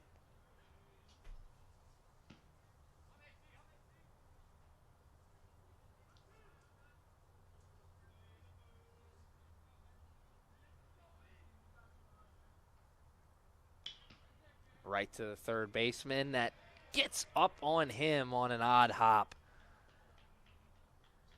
And you could see that one. That was a tough hop. He thought he was right in front of it and then comes up off the dirt over his shoulder. Got a piece of it. Couldn't snag it. Shortstop right behind him to back him up. Make sure it stays in the infield, but it is not a 1-2-3 inning like we thought. Instead, the Knights will hand the baton down to the next man. And it is some deja vu. It is these two teams once again mirroring one another. Both teams have gotten their number 9 hitter to come to the plate, and they are flirting with turning the lineup over and having someone in scoring position. Cats already had someone at second at this point.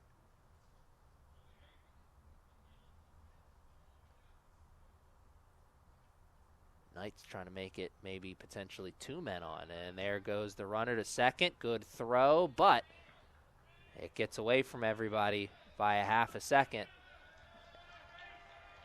And the interference as the runner goes to make a quick little turn. Shortstop is in front of him. I'm sure the runner had no intention of making a full go at third with that center fielder coming in on the ball, but still with his lane impeded like that, ump's going to call that every time, and matters very little as the drama is all for nothing. Knights flirt with getting a man in a good scoring position, but cannot make it happen. The game is still 1-1. These two teams trading similar innings. Does that trend continue here in the third? It is a new starter a new pitcher in the game for the Knights. Allen, we knew had a short leash since he pitched in game one. Now doing the pitching for the Knights. When we come back, will be Logan Bennett, a freshman from Forest Hills, New York. How does Logan fare here in this one?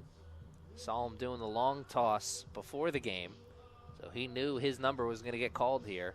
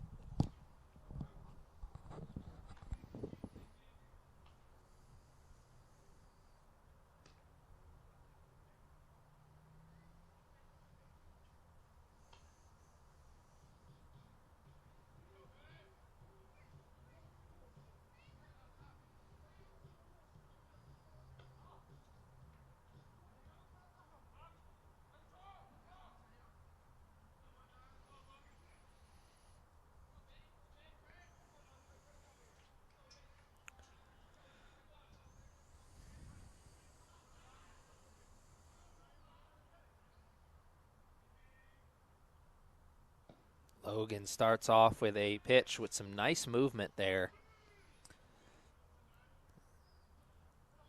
Outside of the strike zone for a ball. 1-0 is the start. Logan comes back on the other side of the plate, though, and brings it to 1-1.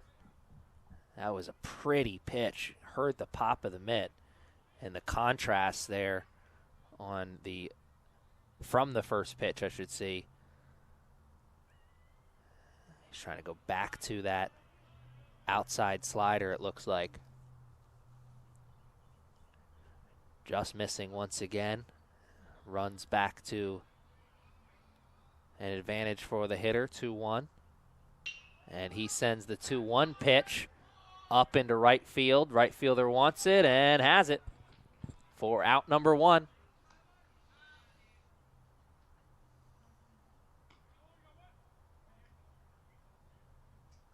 Ethan Holland making the catch. Holland had a real nice shoestring catch to make sure that the no-hitter stayed alive in game number one. He also had a great catch from Rodriguez up on the line in game one.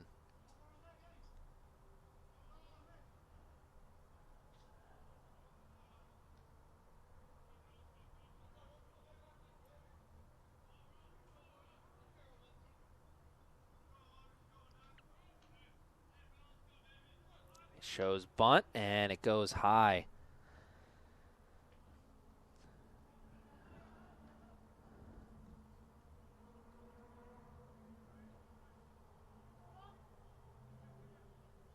One-0 pitch here. Third baseman on the grass, expecting another bunt. He shows, but pulls it back as that one is outside. Lefty-righty matchup here for Logan to work with. First time he's had that. Of course, only second batter he's faced, so everything's brand new for Logan in this game.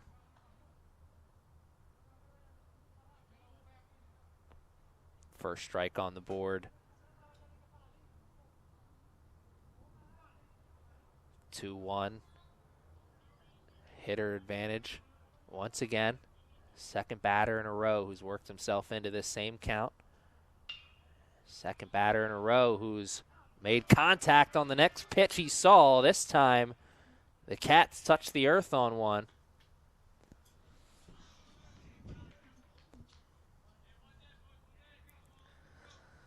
Getting the advantage, know that the pitcher wants to avoid getting into the 3-1 spot. He's going to come across the plate with one. Cats swinging away, getting a man at first. Ronan Glassford, the one with the hit once again, believe his second hit of the day. Indeed it is. Ronan Glassford 2 for 2 so far. Wilson 1 for 1. Make it 2 for 2. Does he get another RBI? That's the question. Rodriguez quickly getting it in and quickly making sure that the runners can't advance anymore. The 2-3 hitters for the Cats in game number 2. A combined 4 for 4. Glassford and Wilson doing all of the damage for the Cats here today.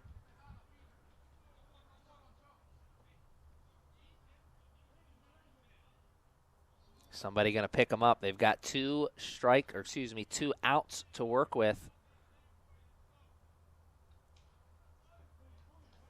2 runners in scoring position. This is a moment here in the game for sure. A big spot for Dietz.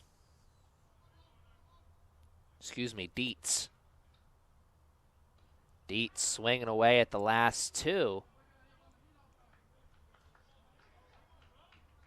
Couldn't get either one.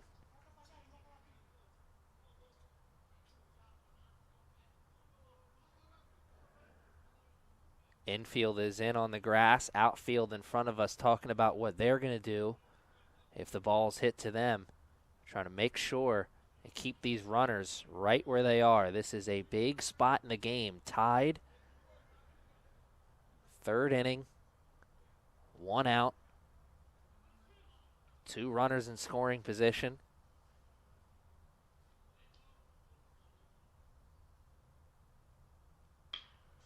Dietz sends it down the line and left, and foul. Just foul.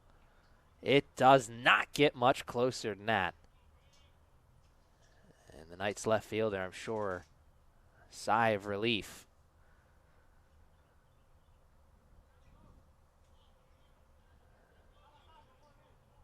Dietz will look to do it again. 2 strikes on him. Logan wants to strike out. Gets it! A huge strikeout there. It'll keep the runners right where they're at. And he got him chasing on that slider that you saw him looking for in the first at-bat. That time he got it. And what a difference it makes when you get 2 strikes on a guy. He's that much more likely to chase on that outside pitch when it starts in the zone, and that is exactly what we saw there. That was great pitching. They'll need another. Knights need 1 more out to get out of this jam. The Cats need 1 more pitch in the zone that they can square up to change this ball game. 1-1 tie, 2 outs in the 3rd, 2 men on, and in scoring position, and an advantage for the gentleman at the dish.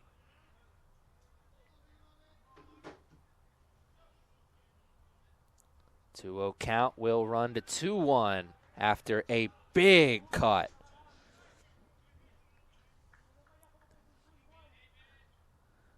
Grazipol, the catcher here for the Cats, looking to come up big for his team. The reliever for the Knights looking to come up big for his. 2 strikes. He's battled back and made it even.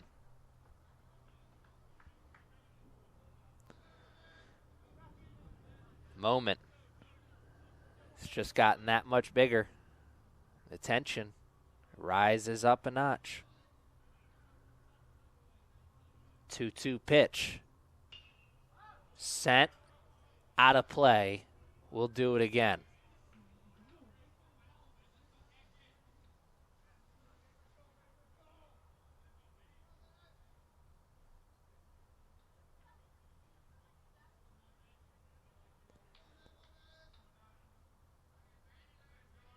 Two outs, 2 men in scoring position. 2 strikes. Got him swinging for out number 3. Back-to-back strikeouts to close out the inning. In and out of the jam with the score the same. 1-1 the Knights. A sigh of relief as they head back into the dugout. It's their turn to swing the sticks. Can they put on a little third inning magic?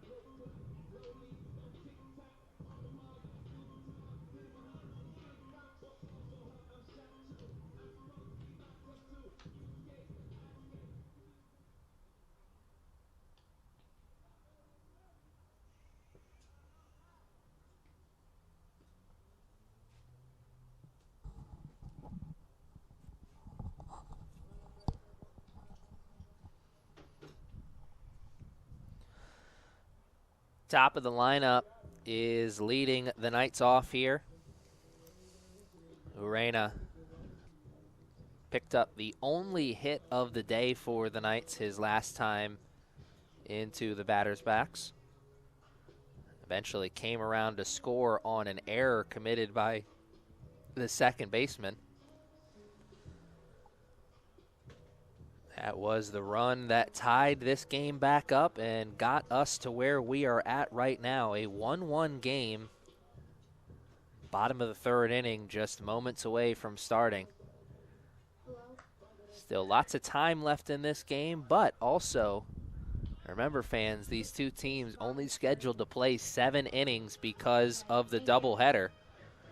So blink and you missed it, and you'll be and will be in the later stages of this game. That is just how it goes when you play these 7-inning doubleheaders.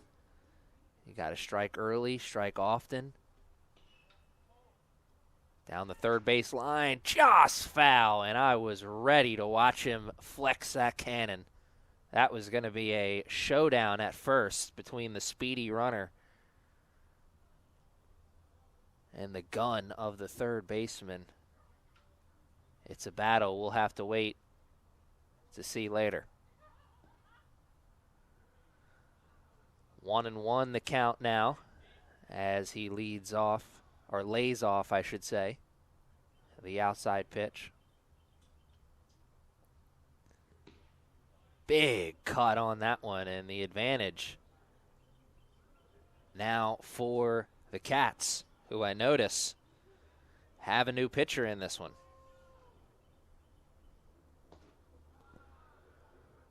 Hello? Back to 2-2 is the count. Tyler Noel I forgot to update it. Sorry.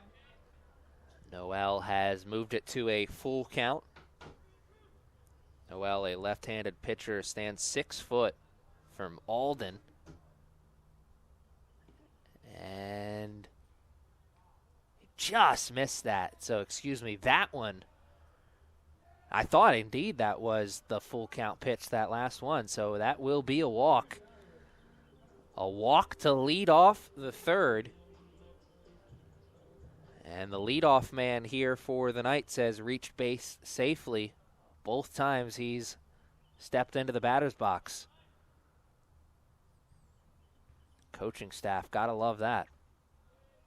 You pencil a guy into that leadoff spot, you expect consistency.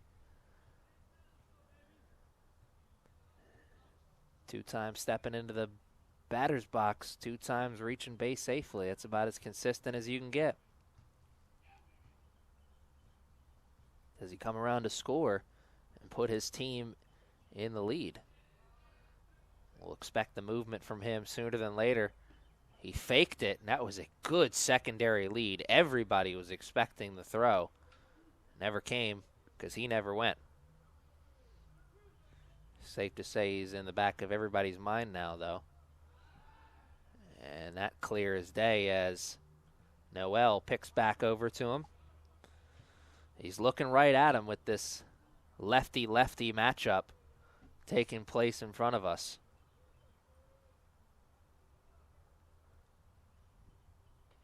Perez swinging away.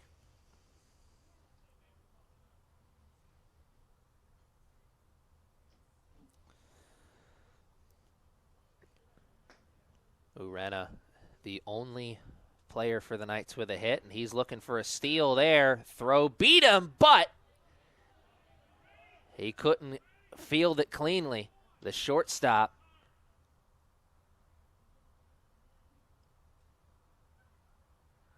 Throw beat the runner by just half a step. It was going to be bang, bang, though, with him coming in. Shortstop would have had to fielded that perfectly and got the tag down in one motion. It was going to be tough. It didn't go his way that time. A little worse for wear after the collision as well.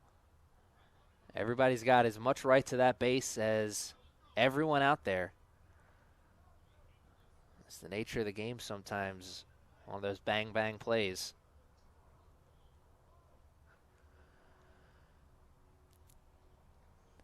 No outs.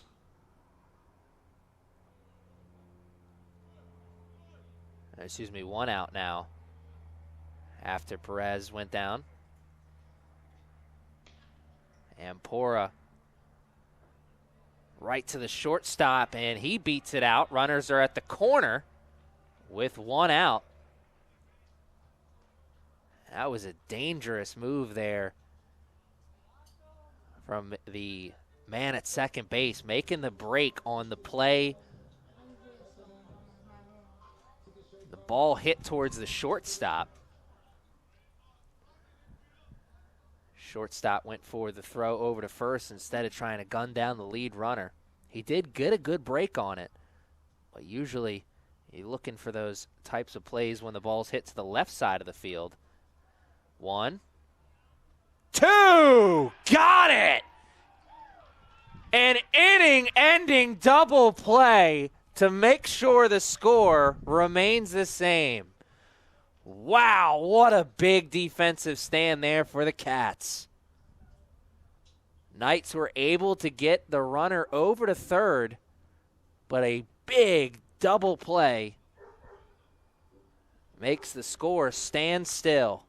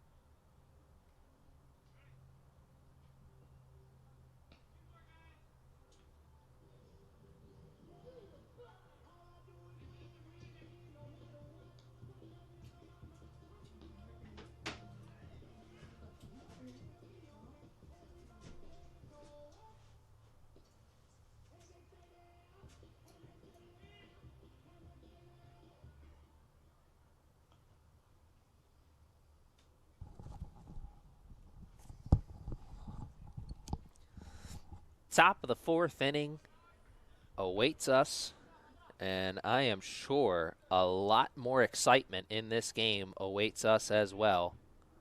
Aren't you glad you joined us live on YouTube? You're home for all of the Knights' home games all season long, and it's not just baseball. You can catch us on the turf in the spring season for lacrosse as well. And if you missed women's basketball on the hardwood this year, well, you missed a tremendous regular season, but you could tune in for a great postseason as Coach Cini's squad looks to make it back-to-back national championships. The quest for the repeat still very much alive for the defending national champion,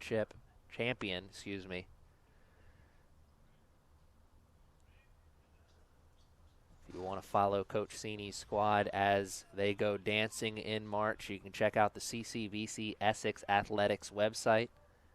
And you can also follow the women's basketball team on Instagram as well.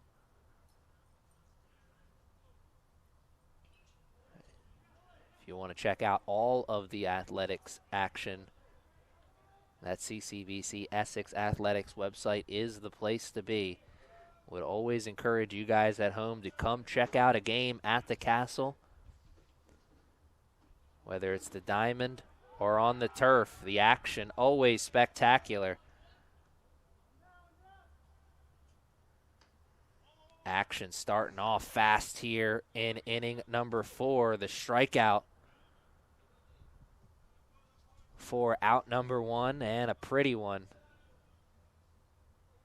Got him looking on the high heat. One down here in the 4th, the sandwich inning in these short 7-inning games. You always hear football coaches talk about starting the first 3 minutes of the half and ending the last 3 minutes of the half strong. I think baseball has a strong equivalent of that too, where you want to start the first 3 innings strong and end the last 3 innings even stronger. And in a game like this, that's really all you got. The first 3, the last 3, and then one sandwiched in between. It's really a blink and you missed it type game when you have these 7-inning doubleheaders. These two teams in the middle of a slugfest, or I should say rock fight. 1-1 game here in the top of the 4th. Both teams have had their chances since putting that 1 run on the board in the first inning.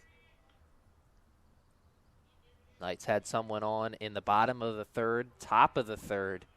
Cats had runners at 2nd and 3rd. Both teams have had their chances, just not been able to capitalize. A battle right in front of our eyes between these two teams and the man on the mound and the one at the dish. A couple of balls in a row now, that foul. Who's going to come out on top of this one? Man in the batter's box wants something to hit. Will he get it?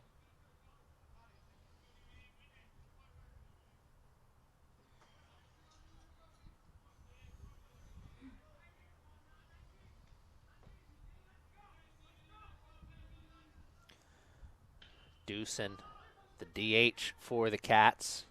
The man in the batter's box, he sent it foul, and no, that was on the line for a double.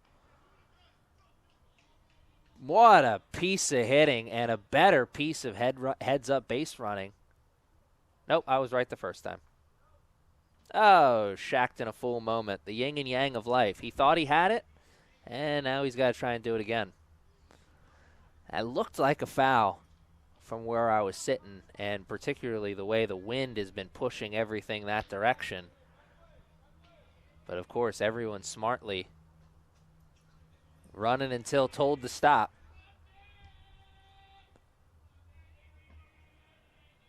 Dewson looking to do it again. And he'll take the base. Doesn't need to do the running this time.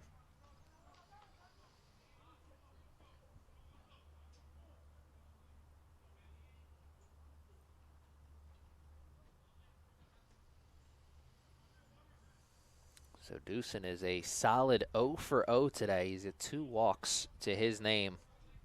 And here comes Kemp. And then Ballard up after him as the hit and run is on.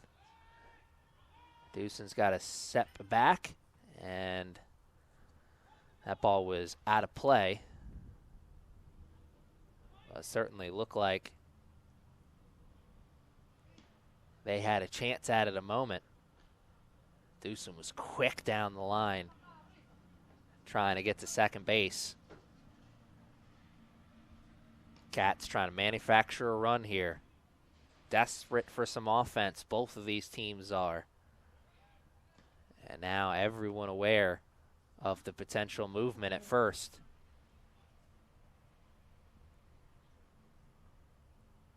Short lead. And a hit by pitch. And then there were 2 men on.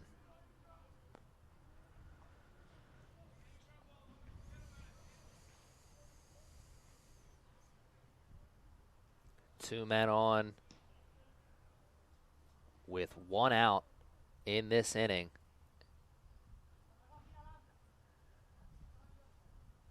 Second baseman is hovering over towards the bag, probably to keep the runner honest, but also they want to be in double play depth.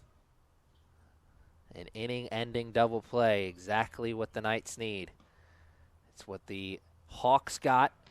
Oh, what a pitch. Just doesn't graze the top portion of the strike zone. Came across high and finished just about perfect, but as my dad always used to say growing up, it's not where the ball finishes, it's where it crosses the plate.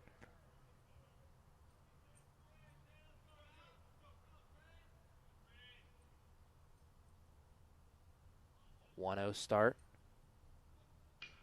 Lays down the bunt. Runners will move. Everybody's going to be safe. What a bunt. And then they were loaded. The out still very much clear in front of the Knights. They need that inning-ending double play, but now it'll be a little bit more interesting with the middle of the infield at double play depth, and then the corners on the grass ready for a potential gun down at the plate. Oh, 1. They will not go for 2. He holds on with the speedy runner, so 1 run will score. And that is what happens when you hit it hard and you hustle harder. The Cats hit it hard right at the shortstop. The man was humming down the line out of the batter's box. No chance for the double play. Cats have inched back out in front by 1 run. Knights trying to make sure it stays just 1 run. Good bunt down the third base line. The throw pulls him off the bag, and it's 2 runs in the inning now for the Cats. Cats killing the Knights with some of their own medicine. The small ball game has brought 2 runs across for the gentlemen in red jerseys. 2 outs, runners at first and second. The Cats looking for some 2-out magic.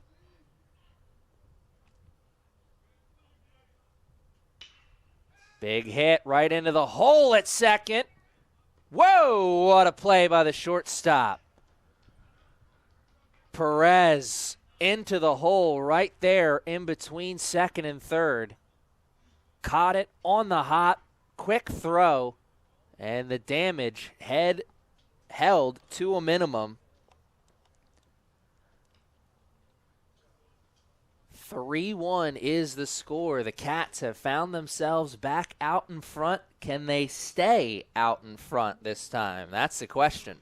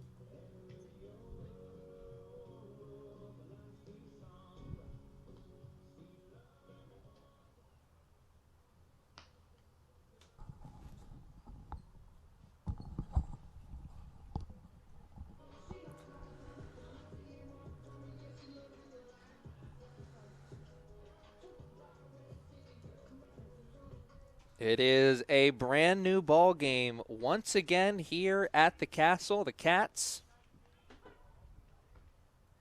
starting the bottom of the fourth with a 2-run lead. It is a 3-1 game now after they played some small ball of their own and got 2 runs across.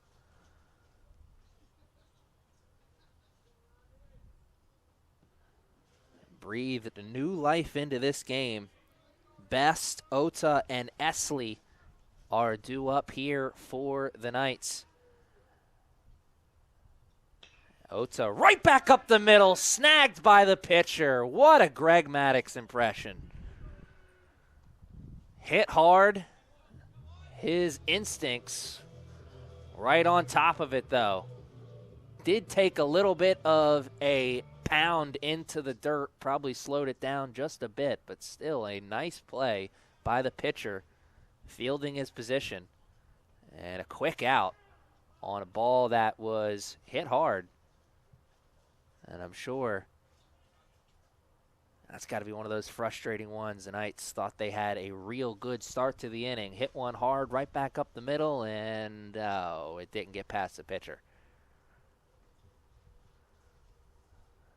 The yin and yang of life.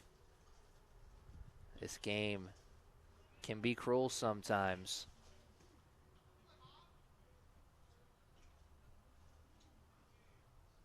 That one went foul down the line. Ota hit one right at the second baseman, but off the front of his glove. Be interesting to see how they score that one, because that was hit hard right into the hole in between first and second. But it did look like the second baseman had a chance to get his glove on it. That could be potentially his second error of the afternoon. What we know for sure is the Knights players, coaches, and fans happy to have someone on, as the man at the dish now is the tying run.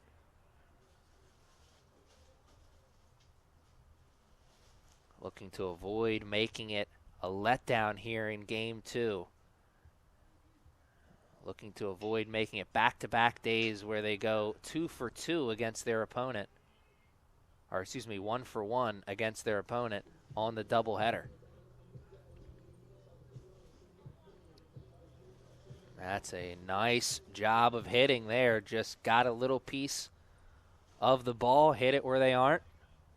Stationary movement. Station to station. See if the Knights can do it again.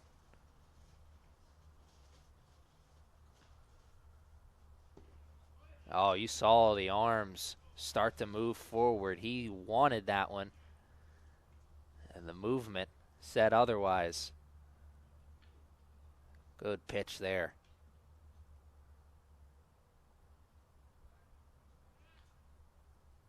Shows bunt, pulls it back. Not surprising.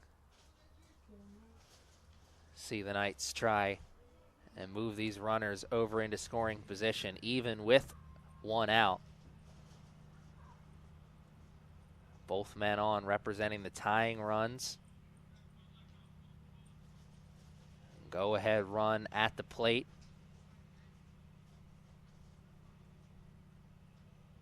Get them on, get them over, get them in. That is always the strategy for this Knights team. Some may say death by 1,000 paper cuts in some other sports when you play by this way, stringing together bits and pieces and moments there, but that's just the nature of baseball. Runner's looking to take, hit and run is on. 1 run will score, and he will go back to second as the left fielder was quick to get that ball back in. And that was a nice piece of hitting. A hit and run was on. Third baseman moved just a little bit to potentially have to play the bag for the steal. He wasn't there for the ball. Great piece of hitting. great piece of offense for the Knights. They put one on the board and inch one closer. 3-2 is the score now.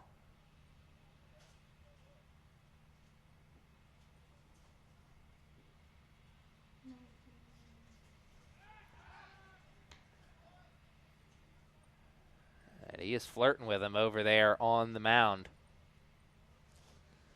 That is a big lead at second base. Esley, the tying run, wants to be aggressive. A look over in the bullpen area for the Cats, and they now have some action warming up. 1 out, 1-run game. Tying run at second, go-ahead run at first. And a strike at the plate there.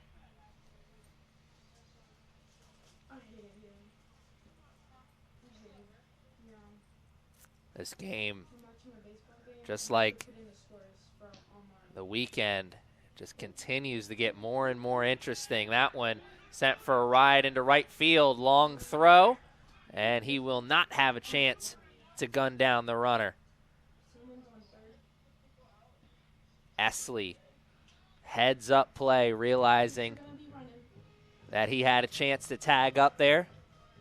Heads up play from the right fielder for the Cats, quickly getting that ball in and with control. If he tries to just gun him down at third and it's a wild throw, then this game is probably tied.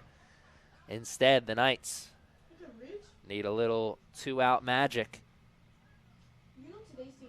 Runners at the corner.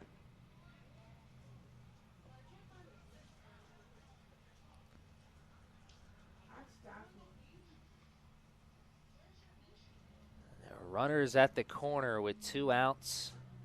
And the Knights on the verge of bringing this game back to even once again. It will be the second time that the Cats took the lead only to have the Knights answer right back in the bottom of the frame.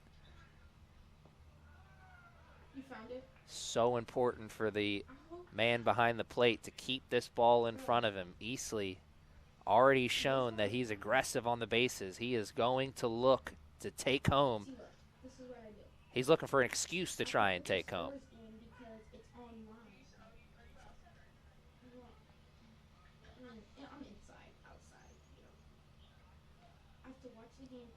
Rodriguez at the plate.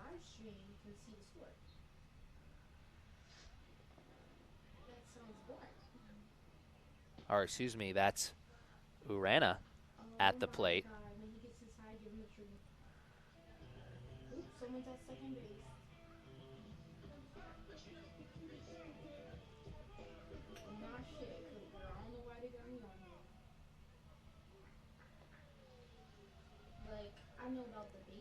Bases are loaded now.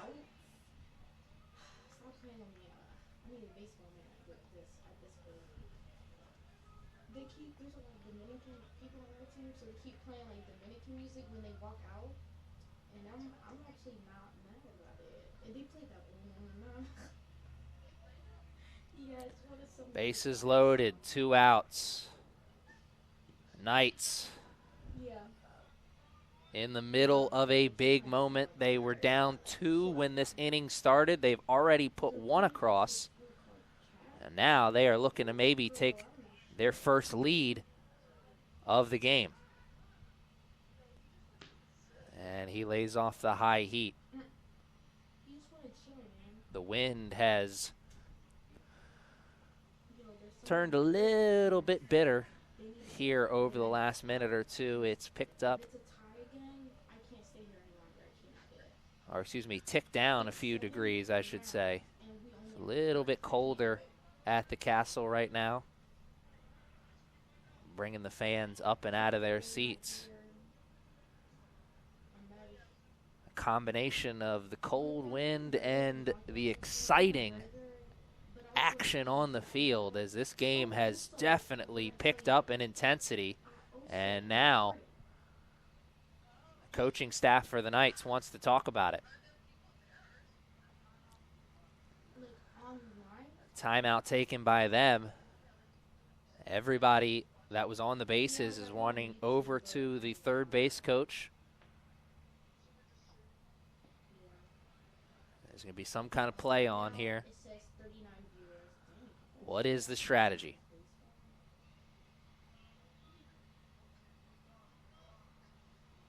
With 2 outs, you know he's swinging away.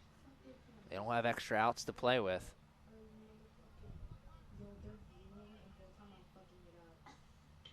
Sent for a ride in the gap, right center. Center fielder with a tremendous catch. Laying out on a full extension to make sure the Cats hold on to the lead. What a big play defensively. What a big inning for both of these two teams. The Cats put 2 on the board. The Knights put 1 on. These two teams continue to battle here. Cats holding on by the slimmest of margins. Can they tack on a few more as it's their turn to swing the sticks again as we are entering the final 3 innings of play?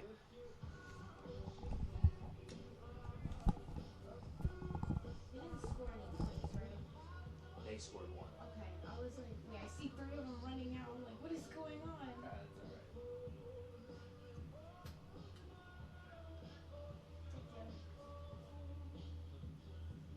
As long as you have the score as 3-2 now, you're fine.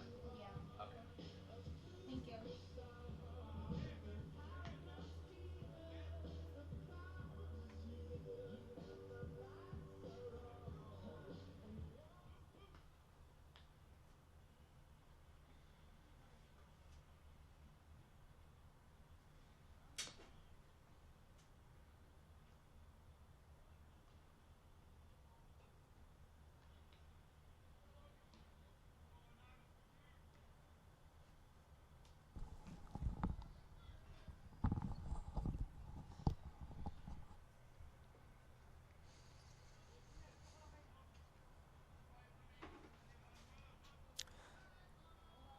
Logan Bennett still out there doing the pitching for the Knights. And starting off with a lefty-righty matchup. One that has been a bit of a struggle here for anybody in this Knights pitching staff.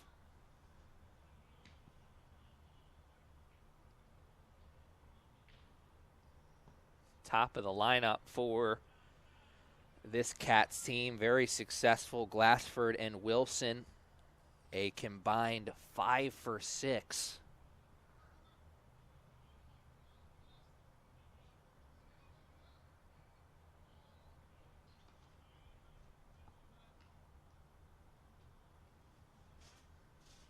Rest of the lineup, though, not as successful for the Cats, and really that's the same thing for the Knights as well. Though it's a little bit more spread out for the Knights. Only man who's reached base consistently for them, Urena.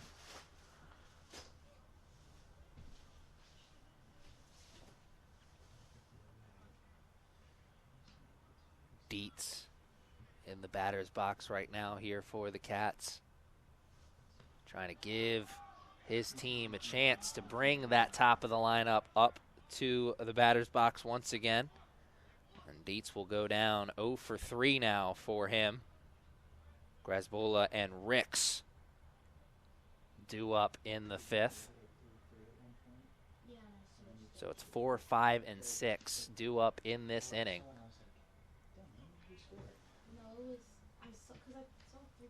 Which could be a nice turn of events, even if it does go 1, 2, 3, which would mean that the top of the lineup will get at least one more chance to bat, and it may come in that 7th and deciding inning as another out picked up by the Knights defense. Routine play by the shortstop. We do have a change at shortstop for the Knights as Perez was limping a little bit off the field after making the play to end the last inning. Now playing shortstop for the Knights is Brody Carroll, who he gets an early test, and he rises to both of them. Carroll, a freshman out of Churchill, Maryland, by way of Queens Anne County High School. And number 4, flashing the leather, giving his team a chance to keep the game right where it is. The Cats holding on to a 3-2 lead. The Knights looking to get it back to even here in this 5th inning.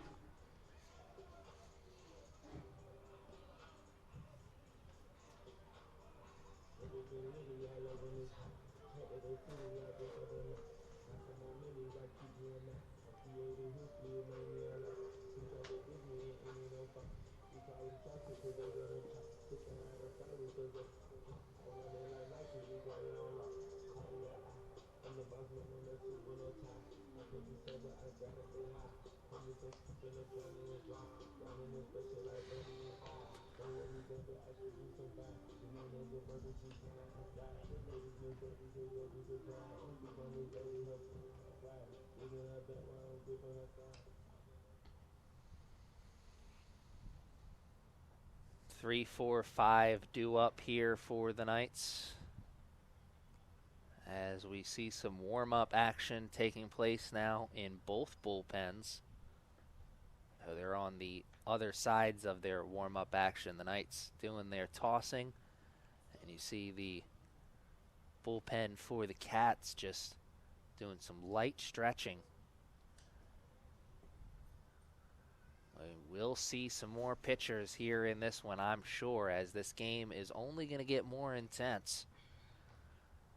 Knights came close to tying this game back up, even came close to maybe taking the lead as they left the bases stranded after the tremendous catch in center field to end the bottom of the 4th. Now here we are, bottom of the 5th. Knights starting all over, but in a much more comfortable spot now. Only down 1.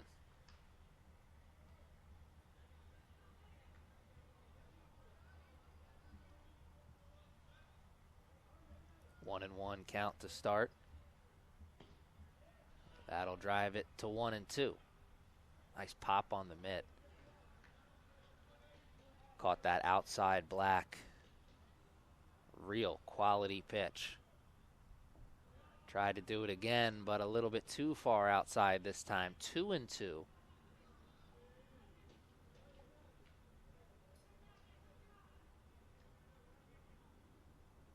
And got him swinging on one that fell out of the zone.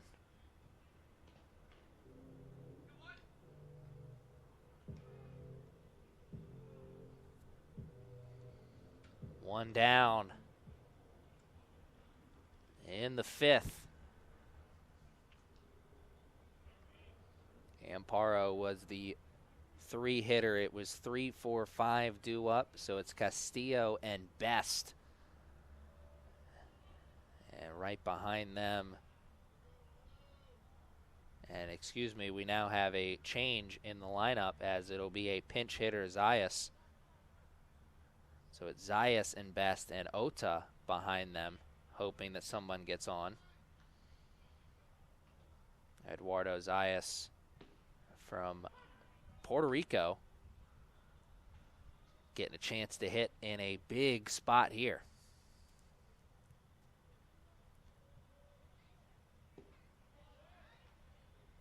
Back-to-back strikes to start off. 0-2 is the count.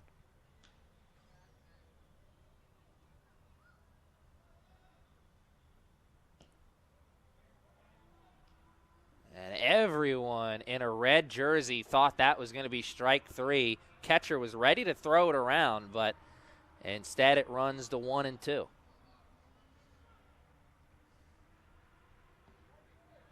And more of the same. Once again, all the red jerseys wondering where the strike 3 call was.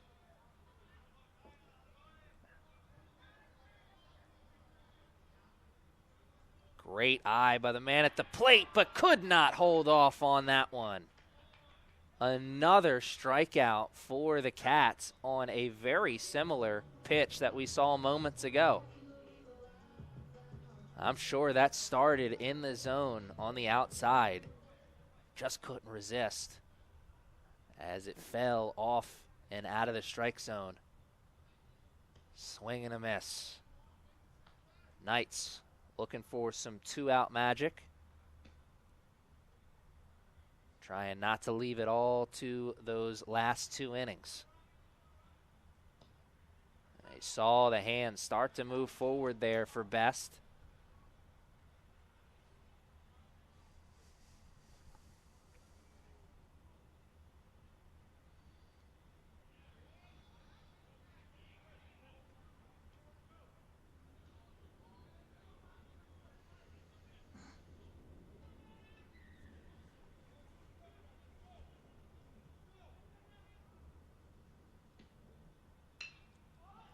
Set for a ride, looking to go out of play, and a great effort to try and secure it. Could not bring it in. Ota right behind Best, hoping that he gets on to create a little two-out magic here. Cut into the bottom half of that lineup. And Best goes down swinging. It is 3 straight strikeouts in the 5th. The Cats will start the 6th out in front, looking to add to it. 3-2 is still our score on the big board. The Knights will try and make it stand still.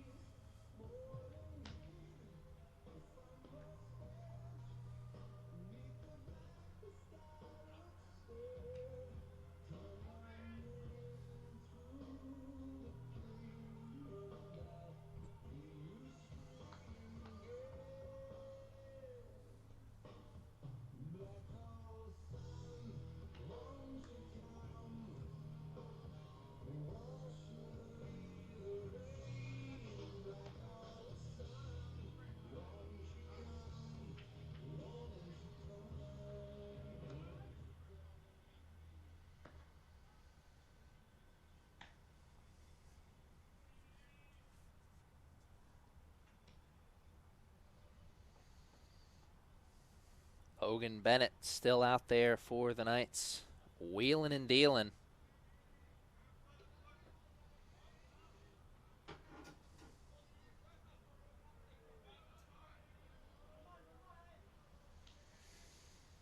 Seven, 8, 9 due up for this Cats team.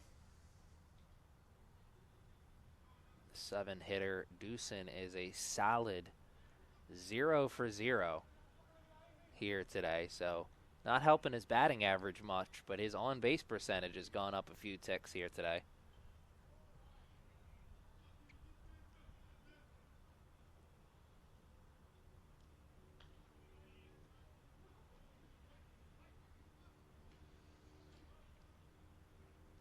Warm-up action continues in the Knights bullpen. Logan Bennett has come in and done his job, giving his team a chance to come back and fight in this one, and that is exactly what they've done, and Bennett just misses on the pop there. Both teams have shrugged their shoulders here in this inning. They've had some pitches that they thought were strikes that have not gone their way, And that is just how the cookie crumbles sometimes, as they miss out on that one, and Doosan picks up another walk.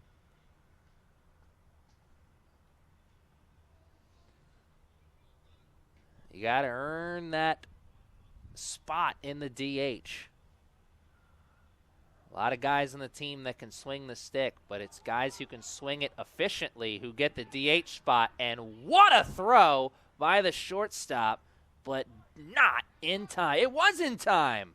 Got him at first. Man, oh man, what a bang-bang play there. But Carroll with a quick throw and a fire of a cannon by him. And that is our first out here in the 6th. Set for a ride. Cannot secure it. That'll score 1, or it won't, as he thought he had it. So he's held up at third. And a great example of how effort gets you mighty far in life. The effort by the right fielder there to try and bring that one in on the dive.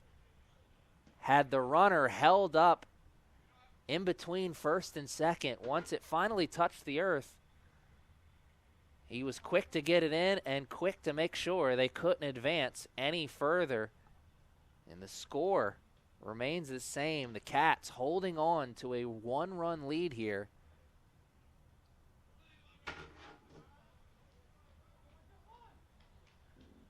One out, and the runners at scoring position, both in scoring position, I should say. The Knights now more than ever need a strikeout at the plate.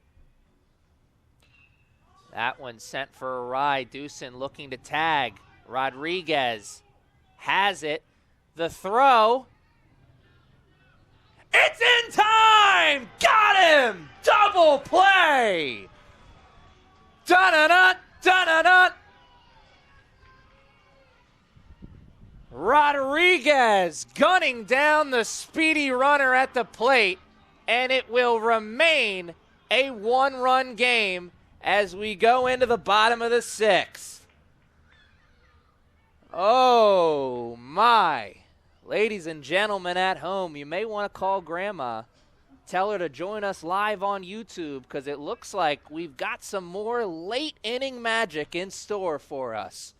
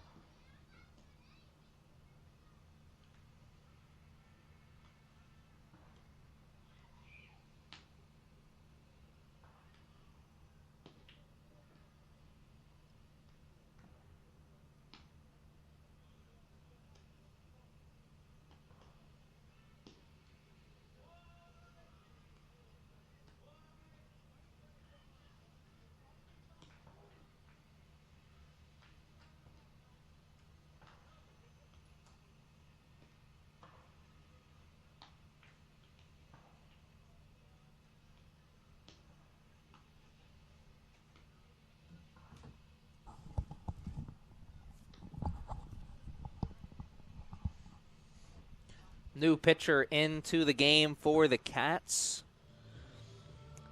His name is Javi Rosa. He is a sophomore from Buffalo, New York. And he is getting a chance to get a hold or maybe even a save, as these two teams only scheduled to play 7 innings because of the doubleheader, and this is the bottom of the 6th. So the Knights are running out of outs here if they want to see the other end of the comeback trail. It is 6, 7, and 8 for the Knights to start the 6th, which is Ota, Essley, and Holland. Rodriguez hitting out of the number 9 spot will be waiting on the bench if somebody's able to get on. Ota hits it hard up the middle, off the glove of the second baseman. And there it is. Exactly what the Knights needed. Somebody on and outs to work with. We can see that bunt sign coming already in our minds. Will the Knights be able to execute and get him over? They got him on. Can they get him over and in and tie this game up? There's the bunt. Got it down. What a bunt. And what a time for that sacrifice. Exactly what they needed. What a beautiful game this is. It's not always the flashy play. That play is not going to come up in anybody's mind thinking about it later if the Knights are able to pull off the victory, but it could be a huge difference if the Knights are able to finish the job. Mighty big if.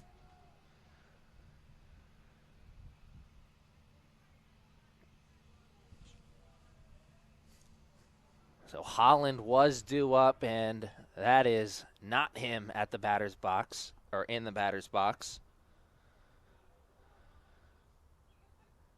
Kai Higginson is batting now instead, the sophomore, who has had some magic in his time here at CCBC. Does he have a little bit more magic in his bat?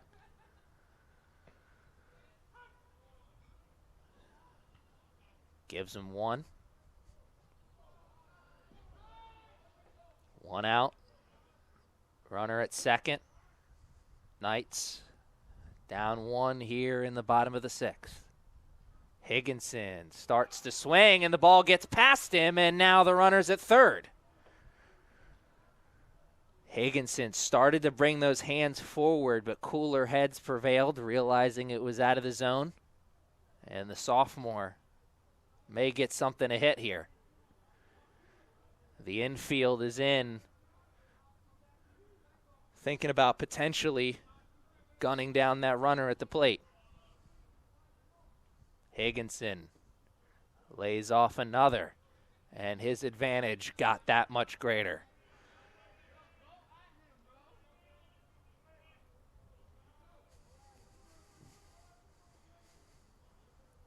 Three-one count, one out, runner at third. Higginson has tied this game up.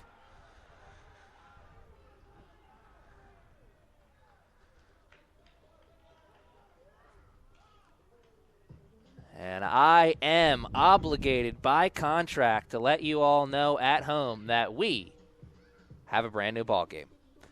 This game's tied in the bottom of the 6th, 3-3. The Knights answer the run by the Cats once again. But are they able to take the lead for the first time here in game number 2? That's the question on their mind now. One out, a man at first. Third base coach wants to talk strategy. I'll tell you, one of the big differences from this Knights team Sunday from Saturday is the base running. This team has done a very good job of limiting their mistakes on the bases. They have not run into nearly as many outs. And it's a big reason they've been able to scratch and crawl their way back into this one.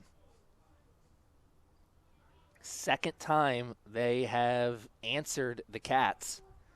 It was a 1-0 start. And then they were able to push it to 3-1 as that sent for a ride down the line.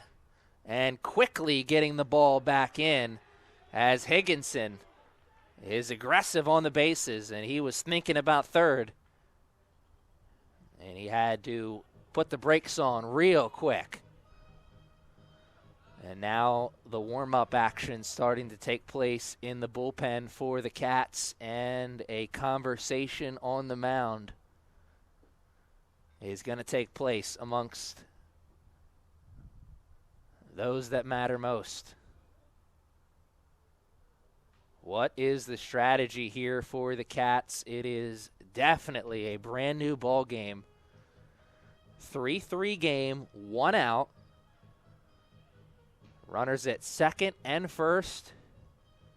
The top of the lineup due to come up here.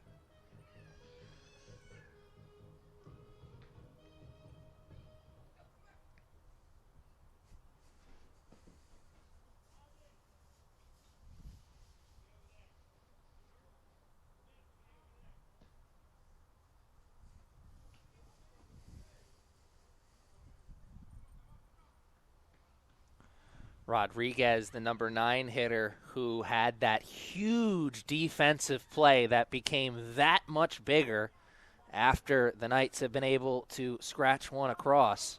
Rodriguez got the hit from the number 9 spot, and here is the top of the lineup right when the Knights need it most.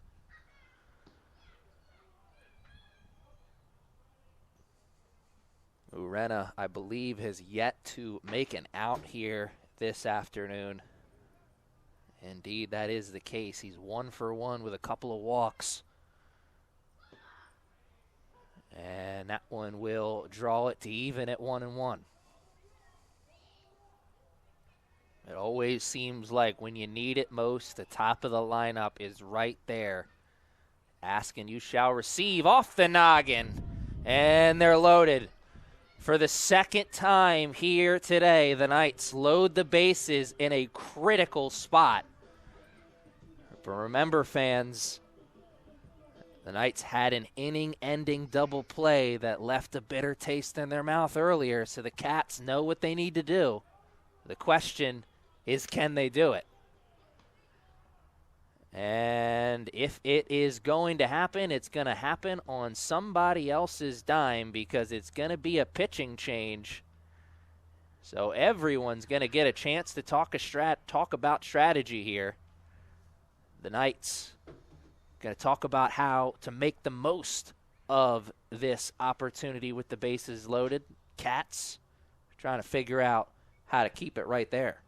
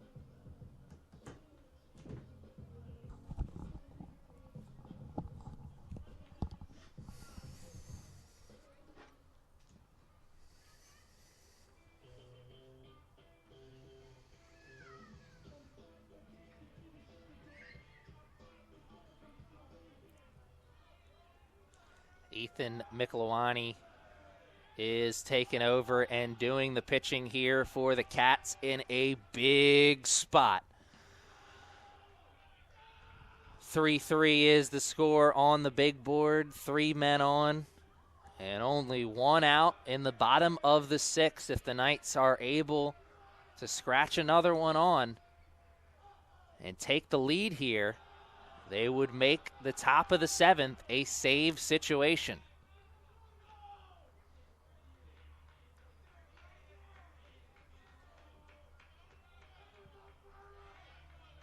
It is the Knights dugout's turn to be up and out of their seats as that one gets past the catcher, but he does a good job of deflecting it just enough that it doesn't roll all the way back there. But Cats got to find the even ground here. This is a big advantage for the man at the plate.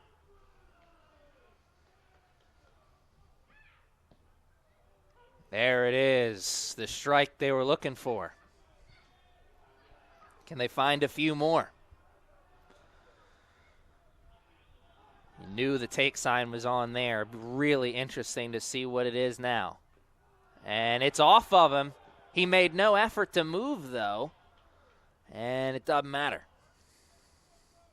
Every once in a while, you'll see the umpires get up in their arms about a guy not making an effort to move.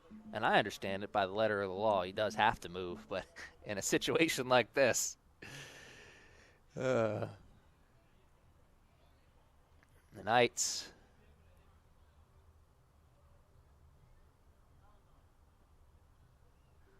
will see another pitcher once again, as I think the pitching change this time is due to the hit batter. Or maybe they just wanted to make the change because they saw too many balls come out of his hand and they want to try and make sure that this lead stays where it is. The Knights have taken the lead for the first time here in game number 2. It's a 1-run lead. It's their turn now to lead by the smallest of margins. But they're going to have a chance to add a few more on as they have 2 outs to work with. And the bases still loaded in the bottom of the 6th when we come back.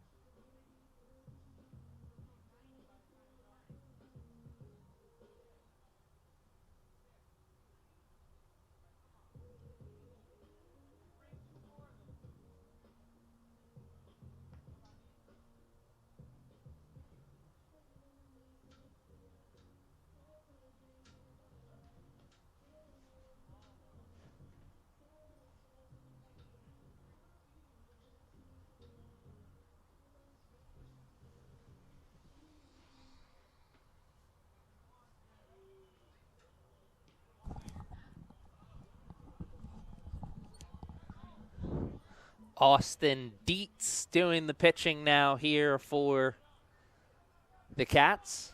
I tell you, that number 42 jersey never gets it never is not strange to see it at this level because you never see it anywhere else because it's retired all over Major League Baseball. So anytime you see a kid come into the game wearing that number 42, it's like, oh yeah. Dietz, first pitch is sent for a ride right to the shortstop, who was able to stay in front of it but was unable to record an out. So the ball stayed in the infield, but a run did score and the bases will remain loaded.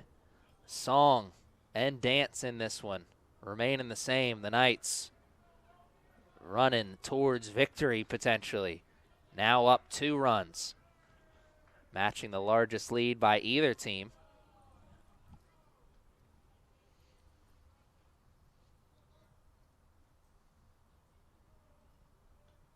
Knights have put themselves in a position to win it in the top of the 7th if they can hold on to it. That one right to the left fielder, who's quickly getting the ball in. But 1 run will score on that one as well. A productive out for the Knights as they send it into the outfield for the sacrifice fly.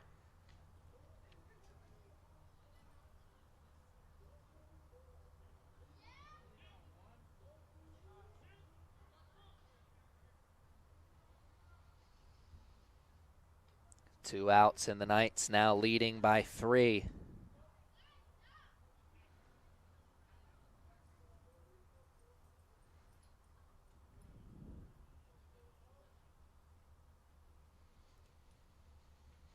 "6-3" is our score on the big board.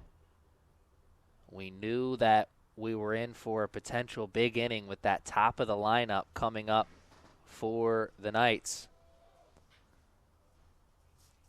And they were able to make the most of it.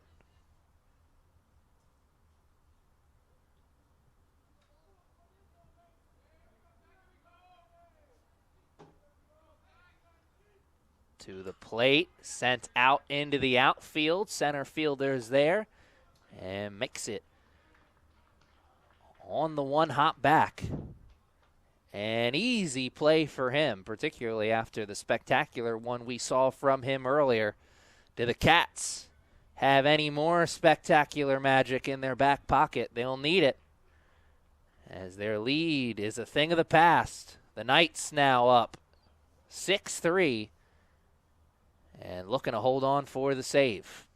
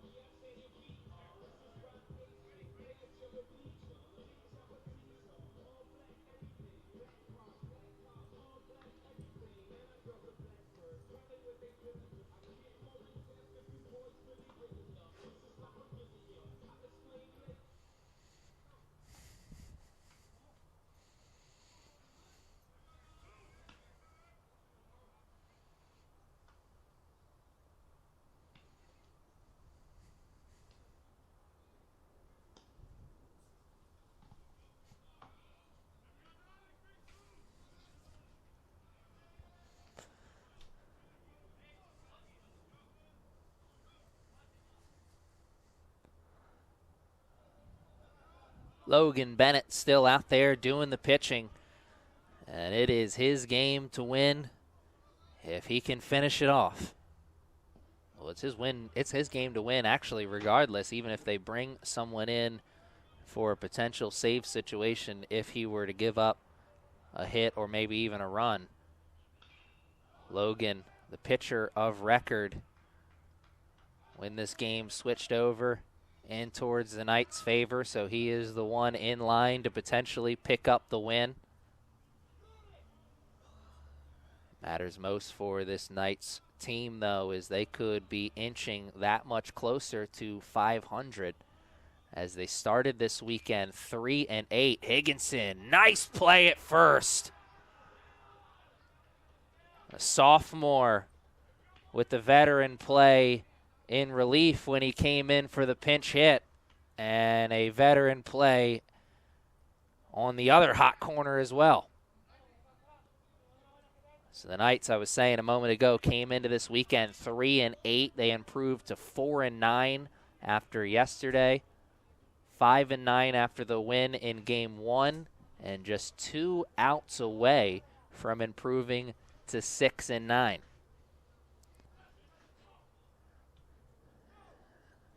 What a better time than right now for this Knights team to turn their season around. Those early season struggles on the road, a thing of the past after this successful weekend here at the Castle.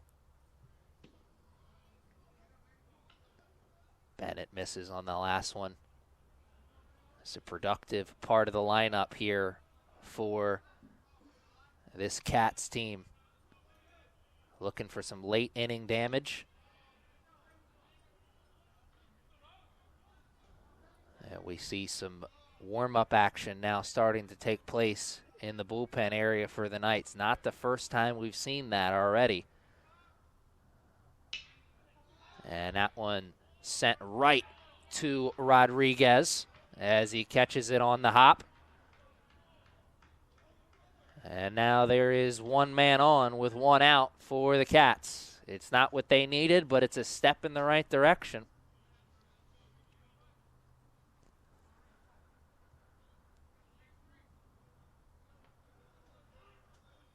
Now the Knights, they were on the wrong side of a huge double play earlier in this game. They could be on the right side of one right here, right now.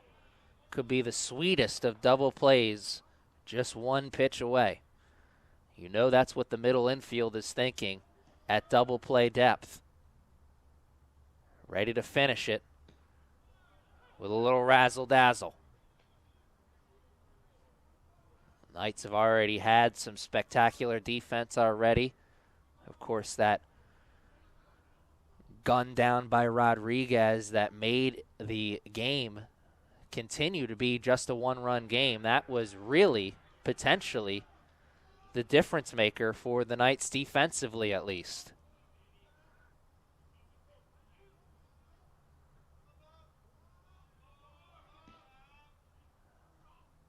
Big swing, and it's foul. Higginson looking to protect the bag already with the man at first, so he was in perfect position. If that stayed foul, to maybe step on the bag and toss it over to one of his teammates at second. Sent for a line and through into the outfield, and they will move one. Station to station. The tying run is now at the plate.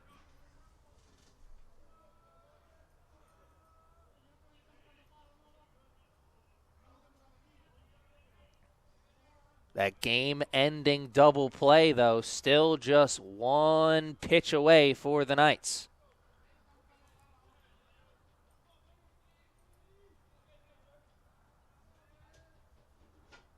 Middle infield still at double play depth. And the corners rushing in on the potential bunt. He showed bunt, took it back as it was a ball out of the hand. The moment continues to get bigger. The tension is building. Good bunt down the third base line. Everybody's moving and everybody's safe. Oh, my. And if they weren't out of their seats already, they certainly are now. Everybody, doesn't matter who you're rooting for, this game just got that much more interesting. One out, and the bases are loaded. Cats down 2.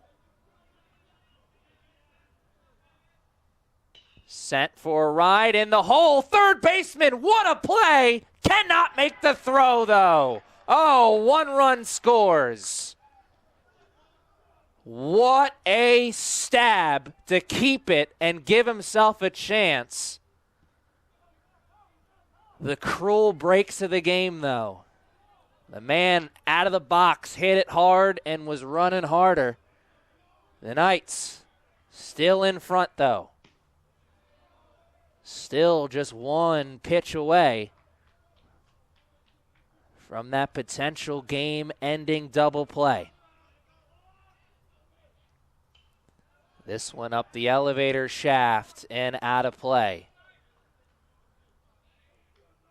Logan Bennett has not changed his body posture at any moment during this run here for the Cats. He's staying strong, staying motivated. He has pitched his team into this position to pick up the win. He's certainly capable of pitching them into the situation, or out of the jam that they're in right now. And what a pitch there. Beautiful spin on the ball from Bennett. 1 strike away. It won't come on that one. A battle in front of us between these two teams, coming to its final moments. And that one's wide, and this game's tied.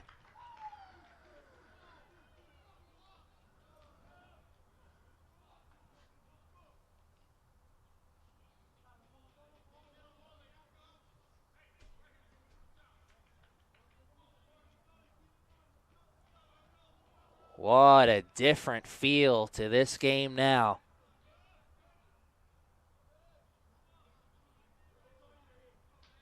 Middle of the infield still at double play depth, but now the corners firmly on the grass,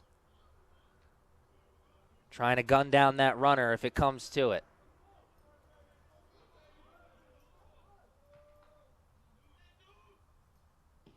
And he brought the hands in towards the strike zone, but couldn't bring him around. Maybe he should have. Ump behind him called it a strike. Sent for a ride into the outfield, into the gap. It'll touch. 1 run scores. 2 run scores. Throw to third, off the runner. And there is still just 1 out.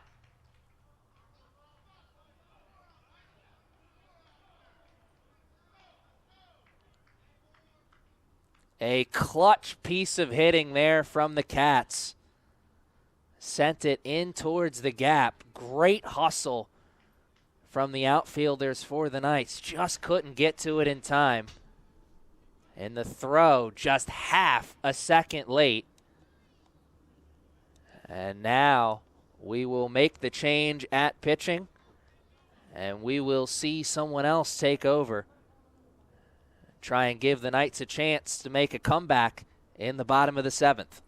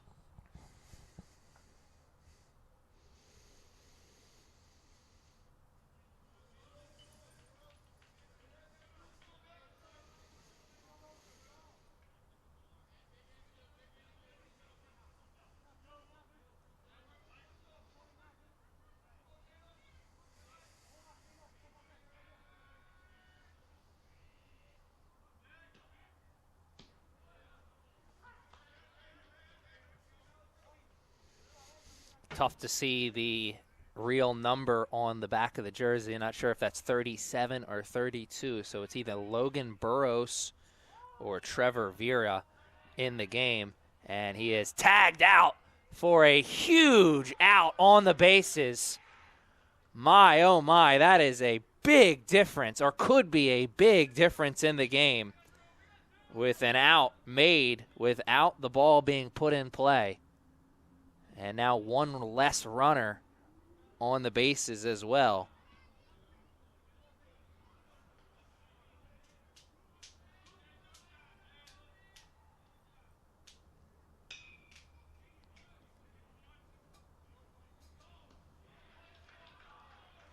And the Knights will get that third out.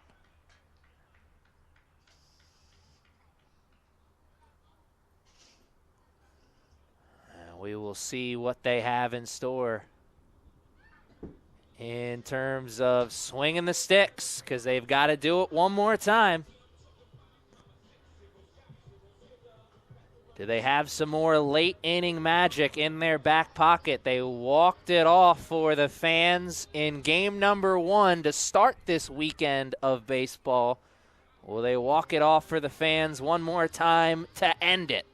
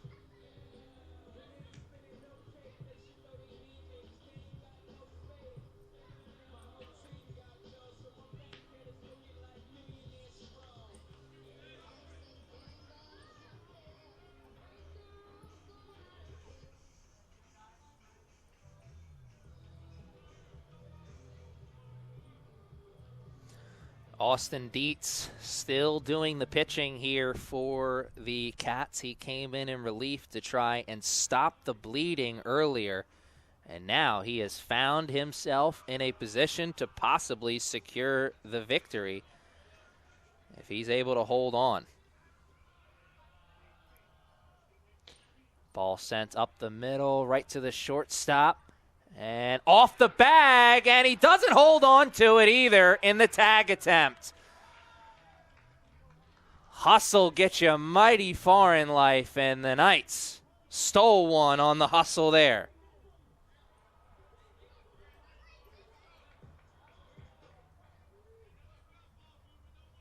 Ota is now on in a game that is much, much different, as a much different feel to it. It's Esley and Higginson. And Esley did his job moving that man over. And now Higginson will try and do his job. He tied the game up with a pinch hit single his first time up. He's got a chance to play hero once again and really breathe new life into this game if he can pick up a hit for the Knights.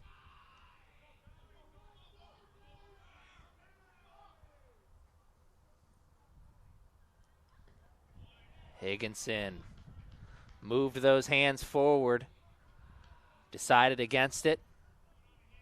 Now he's got one on him.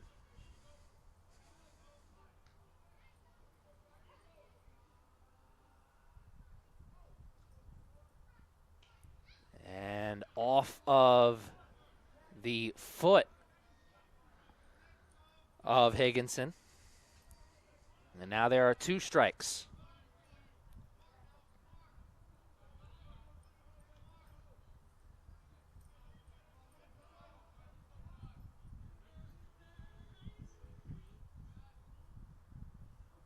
Higginson swinging away now with 2 strikes on him, and he got a piece of that one.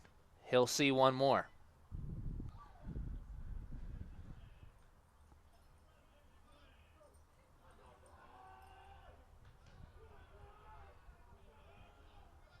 Runner at second. One out. Knights down 2. And Higginson will see another.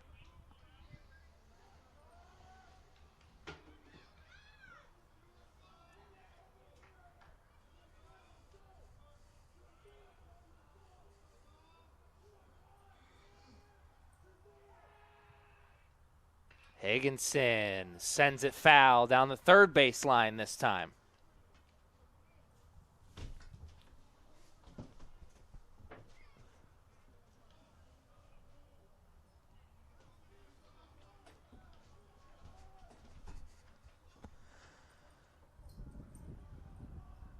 Higginson trying to keep the hope alive. And that will certainly help keep the hope in his at-bat alive. Looked like for a second he may have brought in one with that rope down the line, but just went foul.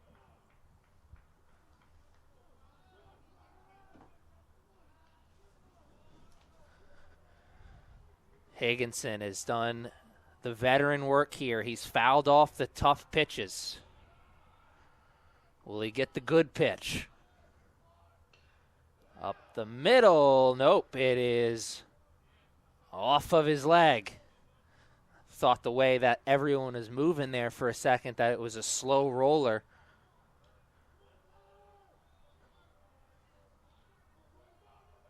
Higginson will see another. What an at-bat. What a battle. And he goes down swinging. Tough break there. The pitcher comes out on top of that battle. And that was a great piece of hitting by Kai Higginson until it wasn't. Really tough break, and that is baseball. You foul off 3-4 tough pitches only to strike out on an even tougher one. Knights down to their last out. And it just flashed in front of them. The final score in this one, 8-6. The Cats come all the way back and score 5 runs in the top of the 7th to steal one in game number 2. And it's a 1-1 split once again on the home opener weekend. 1-1 against the Raptors, 1-1 against the Cats. The Knights will fall to 4-10 on the season. But what a great weekend of baseball here at the Castle. All the fans got to see 4 tremendous games, and all of you at home got to see it from the comfort of your own living rooms. I hope you can join us next time for baseball and lacrosse action on the turf. Check out the CCBC Essex website for updates on the season moving forward and updates on Coach Sini's quest for the repeat championship. Aaron Thomas for the last time this weekend saying good afternoon, good evening, and good night.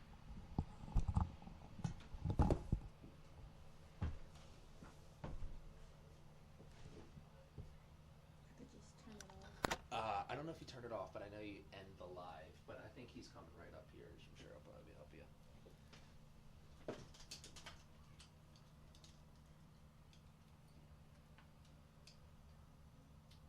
It's a lot more interesting than high school or baseball. You said it's a lot more interesting? Yeah, than high school. It could be a little bit more exciting for sure. You'll get the hang of it before the season starts, or before the season's over.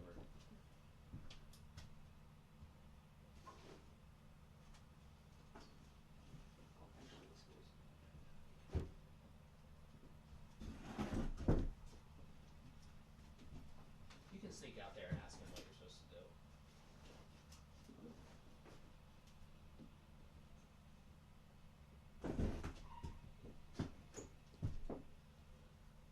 All right. I'll see you next time.